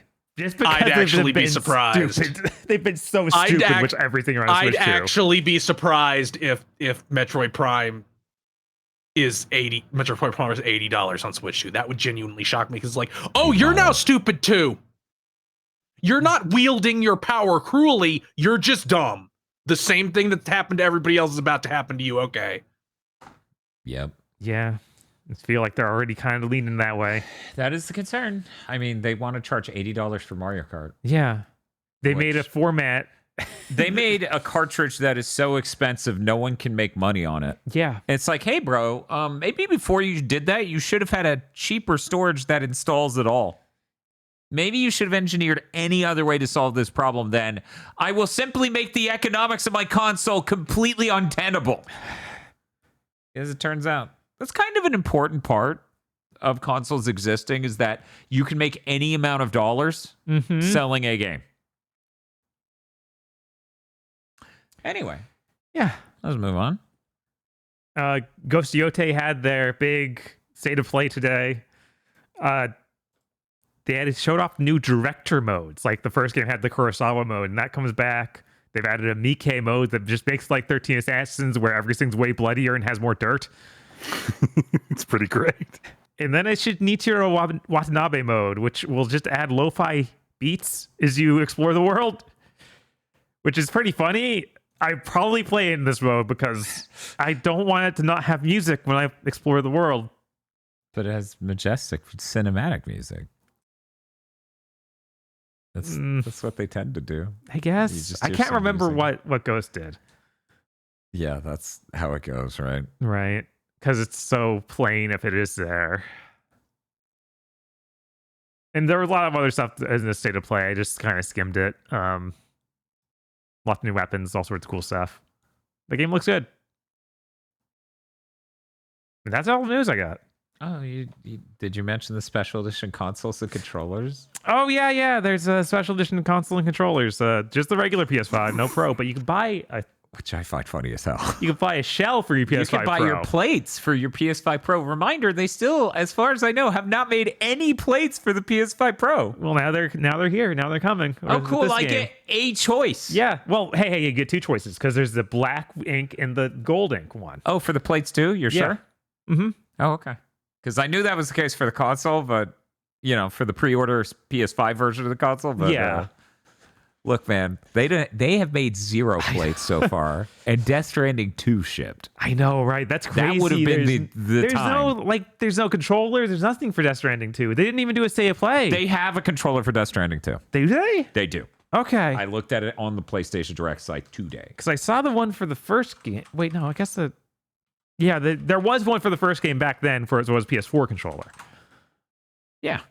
Okay. This is it. It's got, your orange aesthetic. It did not even register to me as the game, is Death Stranding 2, because it's so plain. It is very plain. It is obscenely plain. I'll go ahead and show this just so it's immortalized for viewers. But it's got glyphs. It's got all black with orange. Okay. $85, please. Ugh. Jesus Christ. There's like a human being whose job it is to take incredibly well-developed worlds and crush them down into a cube that could fit inside the generic product slot at PlayStation. And sometimes they completely fail. I thought you were going to say, you mean J.J. Abrams? But I thought the cube was Molyneux. The Astrobot controller is pretty cool. Like, I understood it all, what it should be. Uh-huh. And this is like, it feels like they didn't even play the game. Do you think we're going to get any of those insufferable fucking animated GIFs when Yote comes out? We didn't get any for Death Stranding 2. I think that's because Kojima. Yeah, probably. Because other than that, Sony hasn't released a game they could do it for in well over a year. They did it for Concord. They had a Concord State of Play. Oh yeah, they did do it for God. Or it was the front and foremost part that lasted forever on a State of Play. No, we're talking about the No, the I mean we mean the animated marketing GIF. gifs Yeah, where they have the them marketing recreate gifs. an. I bet they did do one for Concord though. Maybe would- that Yeah, killed I'm it pretty forever sure because they of did. Concord. One moment. This is gonna be horrible. I regret this already. Concord, PlayStation, GIF. Let's see if. Yeah. Oh yeah. That's not. Maybe none of these are made by Sony. Let's go with that. We're gonna go with that. We're gonna go with none. None of these are. We're not gonna worry about it. You know what? We're just not gonna. Not. That game just looks like one of those. Right. Like, Yeah, at it all does. times. Yeah. if you're on this character, it's like you're probably seeing one of those. She's like. And I'm like, Yeah, then one of them just has the computer desk and it does its thumbs up. and then I highlight the character and they're looking at the computer like, and I just sit there going, if that was I think hard definitely enough, one that was for some game. I don't know which one Sony used that one with on though. I think they actually did that to The Last of Us. I feel like Joel does that. They did a lot of Joel. I know they did Trailer Park Boys with fucking Days Gone. Oh, it was Atreus from God of War. Yeah, that makes sense. Uh, I'm excited. It's kind of crazy that we're out of like that sort of meme culture kind of died. We're out of saying Sony can just do this too. Now it's all insanely They still old. will though. I would argue it's been dead for at least 5 years. Oh yeah, for sure. That didn't stop fucking Blizzard. Please get ready for Cheeseburger.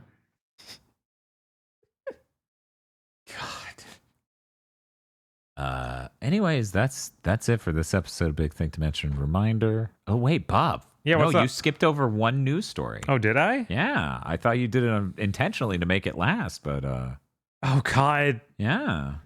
Last of Us 2 remastered get the chronological update. So now you can play the whole game in chronological order. Because the game originally has the thing where you play it all the way through as Ellie, and then you jump back in time and play it all the way through as Abby. And it's kind of a miserable experience that isn't well tailored at all to being non-chronological. And someone just saw a Tarantino movie and thought they got it, and they just plainly didn't. Many have done this. And you get to see that over the course of 15 hours as Druckmann just shows how much of a moron he is. But they've now undone that, and you can just play it in chronological order.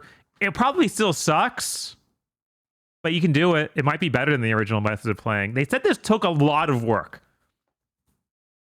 which makes me be like, why'd you do it then?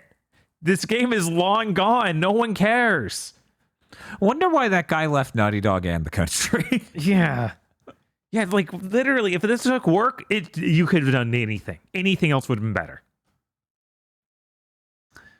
Because the HBO show's happening, and they're like, maybe if we do an update, it'll get some marketing, some press, and then more people will buy this game. So for beating this mode, you unlock outfits for Joel and Sam. Uh-huh. Sorry, it's Joel and Tommy, Uh-huh. who make them the Drake brothers. Whoa. That would be Nathan Drake and Sam Drake. Wow, that's crazy. Why would I put an outfit on Tommy? I don't know. You don't even play as Tommy in the main mode. But this is both for the no return mode. Oh, the no return mode, the roguelike mode. Yes. I see. And, I don't know why you'd ever give a costume to Tommy. Tommy's terrible. Tommy the Last of Us 1 is like an understandable and hard and conflicted character. Tommy the Last of Us 2 is hilarious. Yeah. It's weird. It's weird to put all this shit in The Last of Us 2, right? Like I'm not Yeah. No, it's bizarre. strange. Like it's so weird to be like, here's our brilliant work of art. You know, unmatched in writing and fidelity. And here's a weird roguelike mode where you can get costumes. Yeah. And a chronological mode. Which, to be fair, that game probably is better experience like that than what they did originally, and I think we even said as much during the live stream. Yeah, I think we came down that you should have played all of the Ellie stuff first. Not the Ellie stuff first, all of the Abby stuff first. and then you get the person that's killing her friends is Ellie, and then you go back to the start and do the Ellie stuff. Yeah, because which I do not think is chronological. So this is still isn't going to be that. Right. But I still think it's better than getting 8 hours into the game and be like, go back. Anyway, that's it for this episode of Big Thing to Mention. As a reminder, tomorrow, Bob and I are playing Freedom Planet and Strider, the reboot for the remake for the PS4. Yeah, the game that company made and then was immediately and then eaten by Amazon and then destroyed. Yeah. So we're going to be doing that. Please be excited. That's going to be fun. We're going through the story mode of Freedom Planet. Please be excited for that. Chris, you said you're going to consume all of the Kirby until you get EP. Is this correct? Yeah, something like that. Okay. I'll probably do right. at least a couple games. They're not that long. Aggro, what do you got going on? I believe that there's a mathematically perfect size of sweet potato chunk that allows you to fit the maximum amount of sweet potato in a given volume. In this case, my mouth. Like I think cutting it into as many small pieces as possible isn't really going to do it because that introduces a choking hazard. So I think there's like a golden ratio of sweet potato size piece to get maximum volume in a given space, which again is my mouth. And I think I can dial that in. Thank you very much for listening to this episode of Big Thing to Mention. Big Thing to Mention is possible because of your support over at patreon.com/gbpodcast, where you can get access to the exclusive film Isolation 119, incredibly early access to Chugging Bleach, which has now become, I don't know, ripening bleach. That's patreon.com/gbpodcast. We need that money to eat.